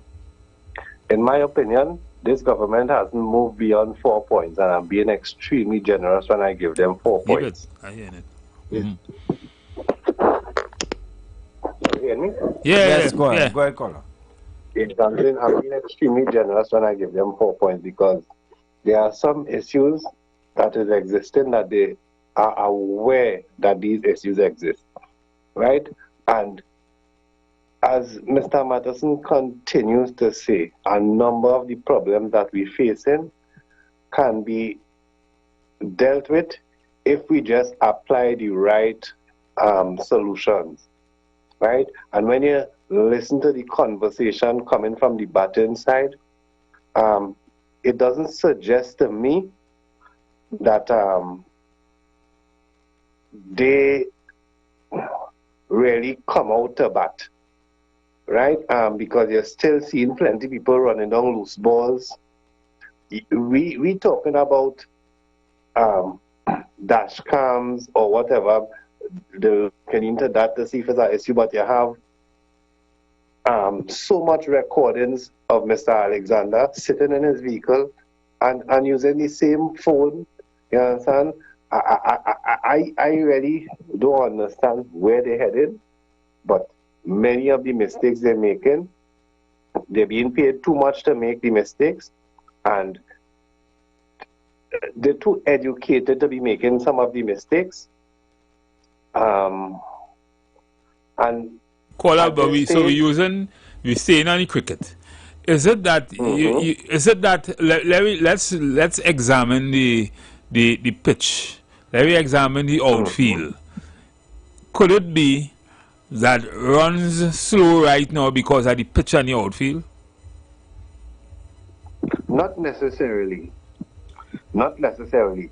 But taking into consideration the pitch that they're working on, it appears like they're not taking that into consideration. Because as I say, some of the mistakes that they're making have nothing to do with the condition of the pitch. Right? But hopefully somebody gets it right. But we in Trinidad really don't have much time as it relates to these politicians just continuously playing games with us. Things are getting worse. And if we do not address some of the problems we have, it will take a lot more to address them when somebody decides to address it. You see the bowling side, when they were batting, to a large extent, people were crying out for runs. And they weren't seeing it. So now, the batting side coming, people looking for runs. And it might be something that might be impeding the pace at which, the ball come down on the bat. Something. Well, I can't accept that, Mr. Matterson, that statement is too broad for me to accept, because in some cases we might be able to peg that as the issue, but there are other cases where that is clearly not the case, right? The fact that they're not making runs in some places is all the blame falls at their feet. But you will agree that they made some runs earlier on. Of course, most definitely. They made some runs that PNM wasn't able to make for an entire 10 years. You understand? But I am very cautious and also wary of the strategy that they use from time to time, which is they offer something with the left hand, and on the right hand is something else taking place. So of course they would have made runs, but as I say, some of the things really troubling for me. This is why I cannot give them even a passing mark. Right now they're up to 4, and it could drop back if they continue in the direction that they're heading with some of the things that they're doing. All right. Well, you know, so you have a 8 and then you have a 4. But the thing is, in reality, I mean, this is, I would say, this team now coming. You can't open your hand. Although they've been trying, you see they're trying to open the hand with PSA and 10% and all that kind of thing. But I think the feel, the outfield, it's slow, boy. Things harder. Yeah, but you Runs hard you to come can't back. really say that. Remember, we had slow outfield before. You have to bat. Yeah. You go out there, you have to bat. But what would you say? You see, the people have expectations. Yes. And the people have their expectations based on your talk a good talk. You know? Remember, you say you are Gordon Greenwich and a Desmond Haynes. Yeah, and you have a Gavaskar. Yeah, you have a Gavaskar on the team, and you come in and based on that. Now in law, you'd have said that is false advertising. Right? You'll say that is misrepresenting yourself. But it is based on that. People buy ticket and bet and say, I bet on the batting side. So when you go now and you see a man can't get off the mark and the next one whooping everything that comes to him, he just whooping, he just pelting bat, you want to know, wait now. He looking to give away wicket. He looking to give away the wicket. The people frightened. I feel some of them have lost the wicket. People frightened, and you can't really be upset with the people for that. Now, as you say, it's early days still. Sometimes sometimes you have to make the hard decisions early. Sometimes a Chanda Paul just come in there and look shaky and make a century. Plenty time. You see what kind of LBW shout and you say, oh God, but he done. He gone. Then you realize when you watch his score again, Chanda Paul sit down and bat. Now he take hours to do it, Yeah. But this one run, and he makes century. We've also seen that in cricket. So it is not beyond the batting side to get their act together. But with some of the things the crowd seeing here, you're running down the wicket, chasing wide ball. You know when batsmen play stupid shot, the crowd just curse them, you know. And you see that's the problem. Yeah, I mean, right now, there's no loyalty, you know. Correct. People looking for runs. Correct. This is an era when people looking for runs. Unfortunately, I mean, they inherited a wicket. In my opinion, that wasn't the best wicket. But performance beat old dog. I think some strategic batting have to, you know, be implemented, initiated, and that is the challenge. That certainly is the challenge. So, and you know, somebody dot ball would have been to a large extent what happened with the police and this police shooting 2 weeks ago. That would have resonate in a certain way, and the government would have looked kind of bad with respect to that. More so because of how some of the batsmen on the side I agree operated or spoke. Then you would have had of course the Zoso, and of course what would have started the whole slow in runs would have been a Venezuela issue. But other than that, I think they made some good decisions. The batting side is having problem with such shots selection. Because some things they're chasing, they shouldn't chase. Some balls that are wide, they shouldn't chase. And the Minister of National Security is being viewed as the night watchman on the team. But this night watchman coming out and trying to be Lara. And that is where the wicket does go. That two night watchmen. yeah. Correct. Night watchman. Play your role. You know you're number 11. You going out there talking plenty. Going down the pitch, you're threatening the bowlers. You're real making up yourself like you're not Tendulkar, you know. You're not Tendulkar. You're night watchman. You're night watchman. You're a bowler. Yeah. You're a night watchman, and we understand, you know, you're playing the game, you get picked for the team and whatever.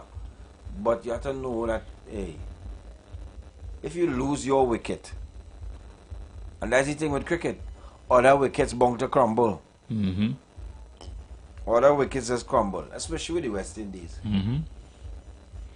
So, call us 342-008-14665-391. How do you rate the team? How do you rate the batting performance thus far? Yeah, how do you rate the batting performance? Don't forget, rate us on the bowling performance too. How they're bowling? Because to me, the batting is so good, but it's not as a consequence of the bowling. What do you say? That's also true. I mean, they have not done fantastic. I ain't seen no googly. I ain't seen no bouncer. Nah, I ain't seen no pace, really. I ain't seen no spin. I think they benefiting from the wicket. Them benefiting from the poor wicket. Which is part of the cricket too, eh? Exactly. That's part of the game. You know? But it can't be said to be genius. Good? But part of playing the game is knowing to play on the particular pitch that you're playing on. And accept match conditions and plan. Exactly. Good. I was watching West Indies, South Africa when I went for therapy the other day. And the physio, who also worked with the West Indies team before, he said, Ronaldo, they cannot put in the spinner. And what's our spinner name? Oh gosh, I forget the guy name. They can't put in any spinner because two left-handers at the wicket. He'll be bowling into their legs. One of which is Clinton de Kock, who went on to make 100+ runs. If they was to use his spinner, they would have bowled him earlier. But they might have set it too early in the wicket, in the innings, to put on his spinner. So they call him back. But remember, it's a thinking game. The batting side say, oh, we will go counteract that bowler. We'll put two left-handers in. There's not no left and right combination where you could get a ball to one right-hander. Two left-handers he bowling to. Which, if he don't get it right, he will bleed. So, it have strategy in the game, I agree. But I ain't really seen strategy. And to be honest, I ain't seen strategy from either of the team. I think the batting side batting to survive. Right, so this is what I'm saying. It's a survival thing. They probably want to survive these few innings. Because the bowling side had a remnants, leave the remnants of what exists on the outfield and that kind of thing. And rain fell, and you have a lot of water on the outfield now. You have a lot of water on the wicket itself. And like they didn't cover the pitch properly. And now you have a situation where the batting side had a bat, but they expected to make runs. I expect them to make runs. More so because of the advertising, the noise they make before. But the true test of a cricketer is to be able to play on any kind of wicket. But that's the next thing. You know, when you talk up yourself, you could use the best batsman out. And we overnight watchmen saying the same thing. Them is the best batsman out. But the way they're whooping at every ball, what kind of wide ball, you might get catch chasing a wide ball. You might come down the wicket because you feel you're doing Bravo or you're Nicholas Puran. You come down the wicket, and by the time you look back, you realize, boy, I can't make it back. Stump's gone. They don't appear to have any Narayan on the bowling side. Nah, I ain't seen that. So you have a caller here. Good afternoon, caller. Good afternoon, umpires. Good afternoon. Umpire Matterson behind the stumps and Ronaldo at square leg. Right. Yeah, very interesting topic. What I believe the batting team is, as they say in cricket, in classical cricketing terms, is they are put down their head, and I think they're batting. They are batting. I mean, their balls that will be the bats, the batsman bat from time to time. Yes. But that's the game. That's the game of cricket. Yes, yes. But I believe they are batting a steady innings because. But you feel they have a good wicket, boy? You feel the wicket good, boy? Well, in cricket, you have to play. Tell him that. You have to play the game. You have to play. The only time a match is abandoned is when you have a very, very, very bad wicket that could cause damage, physical damage to the batsman in particular, like what we had in Sabina Park some years ago, when they had to abandon a match after the first session. That happened some years ago. Then these are Patrick Patterson, I think that happened. Yeah. But I seeing the conditions and the systems they operate on and everything else, I believe they are batting a steady innings. And what we have to do is encourage, people have to get on the conch shell and thing and blow and clap and when a six is hit, a four boundary is hit, you give what they call a large round of applause, man. Yeah. So I think the game is progressing. I'm great. Yeah. It wasn't easy, and this place is not an easy place. As Manin said, he said this place is not an easy place, but then he turned around and said he can't be all things to all people. So I don't know what he meant by that, but you cannot be a leader and you're catering for some and not catering for the others. It goes back to the plural society, and that I was trying to tell Mr. Rolex, everything in Trinidad is dependent upon this plural society theory, right?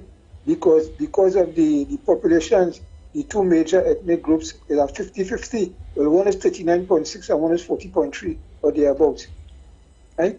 So we have to take all these into considerations. I think I was studying, yesterday I got up and I said, look at Calypso. Calypso was more or less reduced to not as it used to be years ago, because apparently Calypsonians didn't understand the society they're living in. So they sing anything, you have to be very careful, because you sing on one, the other one will complain. You sing on the other one, and so we have to, and that is what wasn't done in this society, how to exist side by side. Trinidad are talking about it. In a plural society, right? People, I myself never knew, I grew up in Trinidad, I never knew about plural society until I ended up in front university and have to study this thing, you understand? And I really understand it because I went in depth into it and understand the situation, so I could comment on it. Yeah. But by the way, another comment I want to make, which is not really aligned to that, but we have people, callers calling radio station, not your program or other programs, and they keep talking about representative bureaucracy as part of a bureaucratic system. Representative bureaucracy is not part of a bureaucratic system. Representative bureaucracy is a sociological concept or a theory that came out of Nigeria by a theorist, a sociologist, they call Bola Dauda, and people go check it out. BOLA, and the gentleman's name is Dauda, and he came up with this representative bureaucracy theory, because what he was saying, people love to do business with people who resemble them. And you see in a line here, you might go in a line somewhere here, and that people will say, see me, you go ahead, because they don't want to go, because maybe somebody not resemble them, they don't want to do business with that person. But that's a grassroots level like talking about it. But it's a theory was approved, and it was done among the tribes in Nigeria. And so the theory came about. So we have to be very careful of what we're saying over the air. People just talking anything. Mm-hmm. So, right? So, Mr. Madison, I know you said it was going. Well, I listened last night. I didn't want to comment because I don't want to get into matters of this the shooting and all this kind. Mm-hmm. I don't have no competence in that. So I'm recusing myself from those kind of discussions. But you heard the second part of the program last night, or the last part of the program last night. Remind me. Just tell me. The HR issues with employers and things. Yes. Yeah, man. I said, well, look at. I sat down here and I said, boy, that has to be a sole trader, because I can't understand how a man, I think like a job letter, you will give somebody who you know doesn't qualify for that type of job letter, and you'll send them to a financial institution. That is almost a kind of fraud, you know? Yeah. Yeah. But somehow, boy, some employers do that, to sometimes to help persons and that kind of thing, and that sometimes come back to bite them, boy. Well, it's not only that. When that person, shall we say, any person should lose their jobs, and then how the bank or the financial institution getting their payments or their installments. Mm-hmm. Right? When I was working, my policy was you get a job letter, a worker, an employee get a job letter, except as based on your status. Mm-hmm. We are taking no chance and doing this kind of thing for people to look good before a financial institution. When that thing hits you in your face, you could pay very, very serious consequences. But a businessman, he may be because he have nobody to account to more than himself. Yeah, especially if he's a sole trader. Mm-hmm. Right? But you cannot do that. That's for industrial relations. I listen to you, and I say, well, look at that. But I say, well, I don't know that thing, that kind of activity is still taking place. So, well, my other point is, did that person or the firm or whoever it is have HR, a department of HR or whatever it is? Well, there has somebody, there has some, I was talking in general at that point in time because I've seen it. I see it happen several times, even before the court. But the company in question that I was talking about last night, they do have someone who acts as the HR for the company. I am not too sure how competent they are in terms of being qualified to do the job or being, understand HR, because to a large extent there are a lot of people around who still just think HR is about hiring and firing and corralling staff and that kind of thing. So yeah. Well, HR is more than that. Plenty more than that. You have to start with your recruitment and selection process. Mm-hmm. Right? And that's the first besides the others, promotion, transfer, discipline, or whatever, all that HR tenants are HR. Well, it starts before that, because now we're in the era of strategic HR. So it starts before that. It starts with the vision and the mission and the strategic objectives of the company, and how HR would translate that into developing the human capital in the organization to meet the needs of that division and the mission of the organization. Well, that's the thing. Where's the human resource, HRD, the human resource development? Mm-hmm. That is where you do things like gap analysis and things to make sure you get the best fit people to perform. You understand? To do the duties of the or the roles and functions of the company, right? So we all these things we have to look into that, because people hardly look at HRD and human resource development, which is training and training and training and training. Right? Yeah. We just take people to work and then expect them to be robots, right? Then we have this thing about probation, right? And you're allowing people for people on probation for years, or what they call inordinate amount of time on probation. If you find a person not after 6 months and you do a performance appraisal, right? And I always say, in all forms of employment, and even in the government, in terms of ministers, quarterly performance appraisal should be done. Exactly. So you're able to guide people, where they fallen short. Yeah, HR becomes evidence based. Yeah, and you get them to remedy and improve on themselves, and so you develop a good cadre of people working around you. No, another thing too. People keep talking about daily paid. People talking about daily paid workers getting salaries. Daily paid workers do not get salaries. They get a wage, and monthly paid people get salaries. And people keep spreading that all over the stations, radio station. All of you tell them they ain't listening, right? So I don't know where we're going with these things. Yeah, but I listened to you in depth last night, David, and I say way. But you're not saying you're not letting up your compensation package at all. No.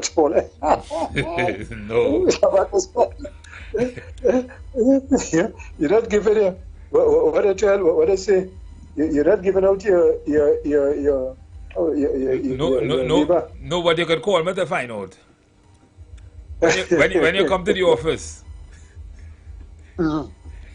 Yeah, well, you see, you could give a kind of benchmark so other people who listen, other HR practitioners could say, if my person working for this, we could either go a job down a little bit. You understand? Anyhow. But very nice, very nice. But I really enjoy what I really and I take it to and the way you were saying it, as if I've seen it happening before my eyes, because I know these things will happen. But I never thought in 2026 we still had organization and business places running like that. Lots of organizations. In the formal sector also.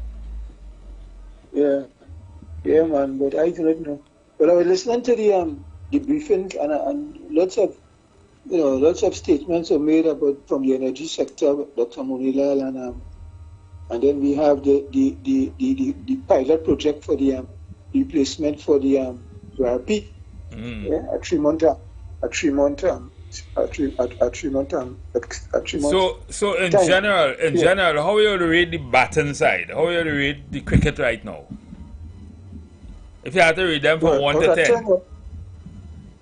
But I will give them a 7.5. You see, that's what they call effort, right? Because remember we sat down here all the years and all we hear, and that used to have me like a raging bull for the last 10 years. It don't have no money. People have brains. Human beings have brains, and you have to have people who will do things to improve the economy. You just cannot sit down and say, I know people, I don't fight any again. I study politics and government. And you have to have people of high caliber to take you out from whatever situation. You just cannot sit down and say, it don't have money. You have to come back in your home. This is what I was just telling my fellow umpire here. Right? Yes. At the end of the day, the baton side or the government, they had to do something. I mean, you can't sit down and say it happened. So when they put forward Zoso, that was an option.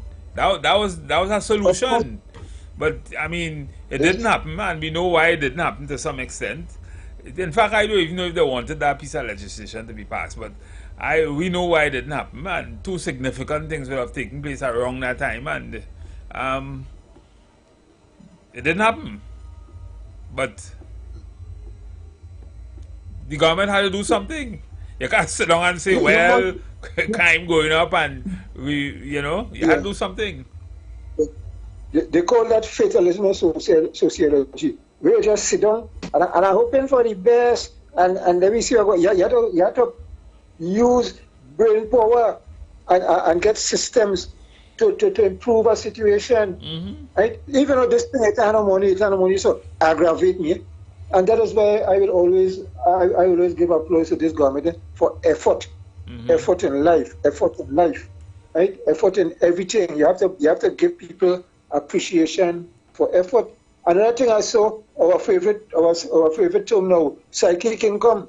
I saw the PS, the head of the PS, a big celebration function, recognizing that person. I think a lady, Natasha Joseph or something, so is her name, right? They honored her, the Prime Minister, something was there, and they honored her on her appointment. Apparently, she got a permanent appointment now as head of the public, so as head of the PS to the Prime Minister and de facto head of the public service.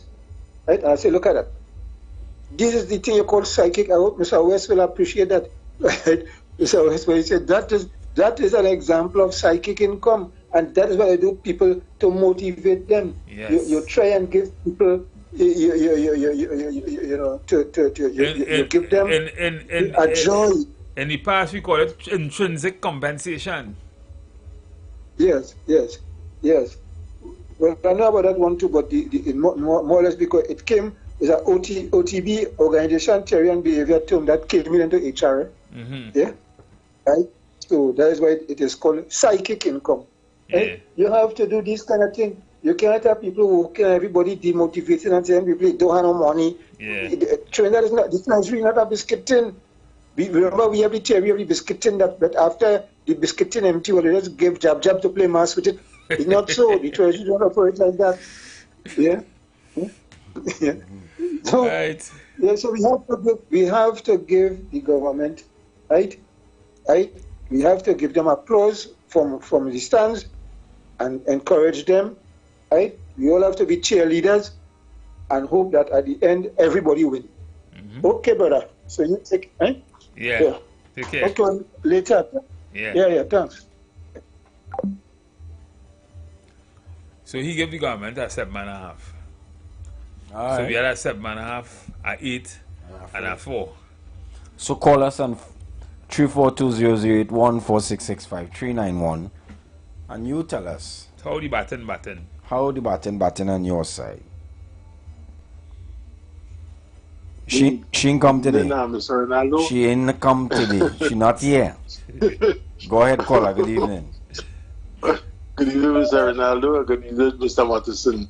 You know, I listened to the program. I watched the time and it's almost done. But Mr. Matheson and Mr. Ronaldo, I know you guys are well knowledge.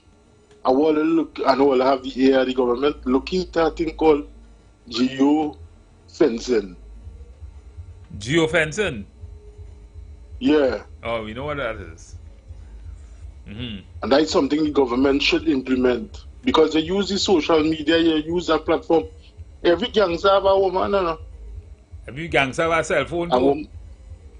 Yeah, and they just post. And that's something they should start to implement in certain areas, you know.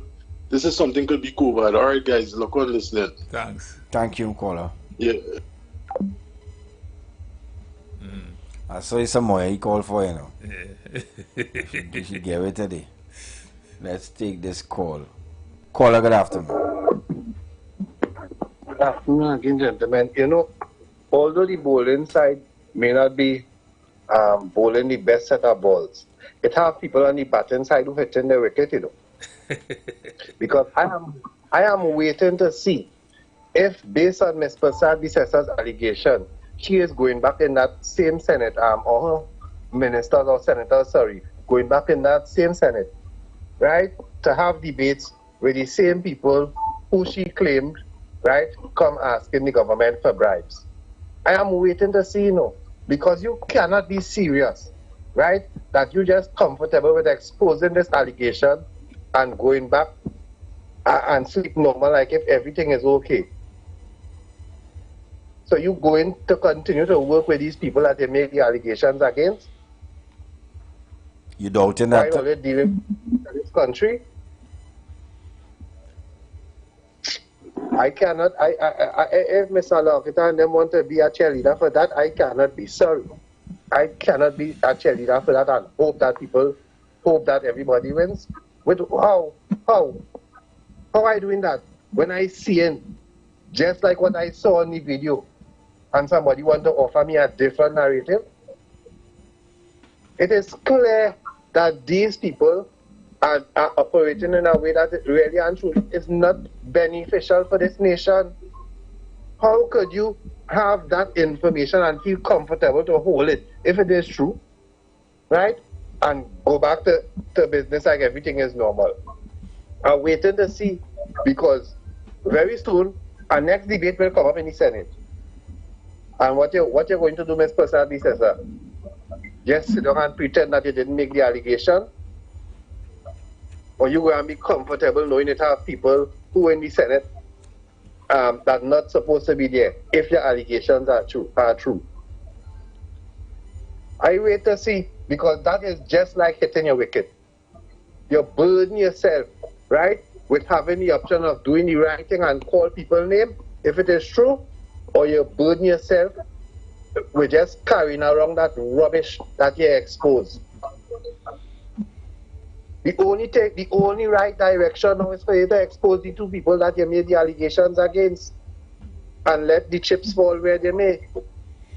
But I highly doubt that we are going to see that, because this is the same woman, right, that tell me all kind of things about her radar, and then come and tell us something totally different after. They didn't just have a problem with Dr. Olia and calling him a liar every single chance they get. Gentlemen, enjoy the rest of your evening. Thank you, caller. Thank you, caller. We maybe have room for one more call. We're down to our last 3 minutes. So if you want to get in a word briefly on how you rate this batting performance, Senior Matterson is doing the tally here of how it's going so far. You can call us quickly on 342-0081 466-5391. You can give us a call at 342-0081 466-5391 and tell us how you rate this batting performance. And he did say the bowling performance as well this year. We know how the wicket playing. That we know. So tell us how you rate the batting performance or the bowling performance thus far, from what you have observed, from the things that you know. Hopefully it's not only from the things that you hear, because some of this might call for a little more than just passive observation. You know, the number to call is 342-0081 466-5391. Call us and tell us how you rate this performance thus far by the batting team. And some of us, you know, sometimes we rate people against criterias that are not necessary, subjective criteria. So, for instance, what would have happened recently with respect to the police shooting and thing? I don't think you can read the government on that, simply because that's the state. that's the administration, the state. That has little or nothing to do with the government. But it will, or it should, because I think the government could make decision as to how that investigation go in particular. So, ladies and gentlemen, I know we are coming to the end of the show, and certainly we want to continue this discussion on rating tomorrow. And of course, on a Friday, we usually try to have a more lighter discussion. So we will engage you in something that might be a lot lighter tomorrow.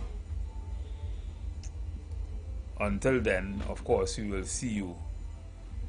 I don't know, Ronaldo, you want to say your closing? Just be safe. Enjoy the flavor in the carnival this evening. The water boss is in the savannah on the weekend. Yes, he will be in the savannah. I think it's Saturday night. Saturday. But so many things happen on Saturday, boy. You've got bills to pay, and so do we. Let's go pay some bills on the street 919 FM.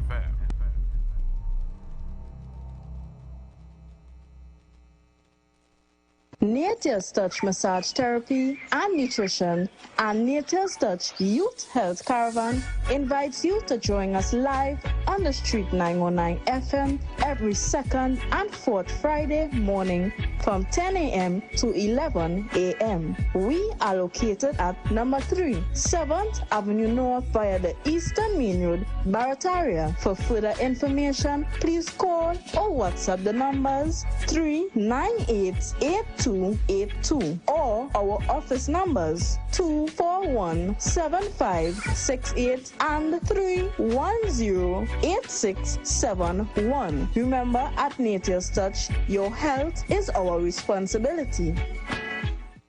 Get ready to immerse yourself in the vibrant rhythms and the joyous spirit of sweet calypso. Join us for an unforgettable experience at the semi-final round of the Calypso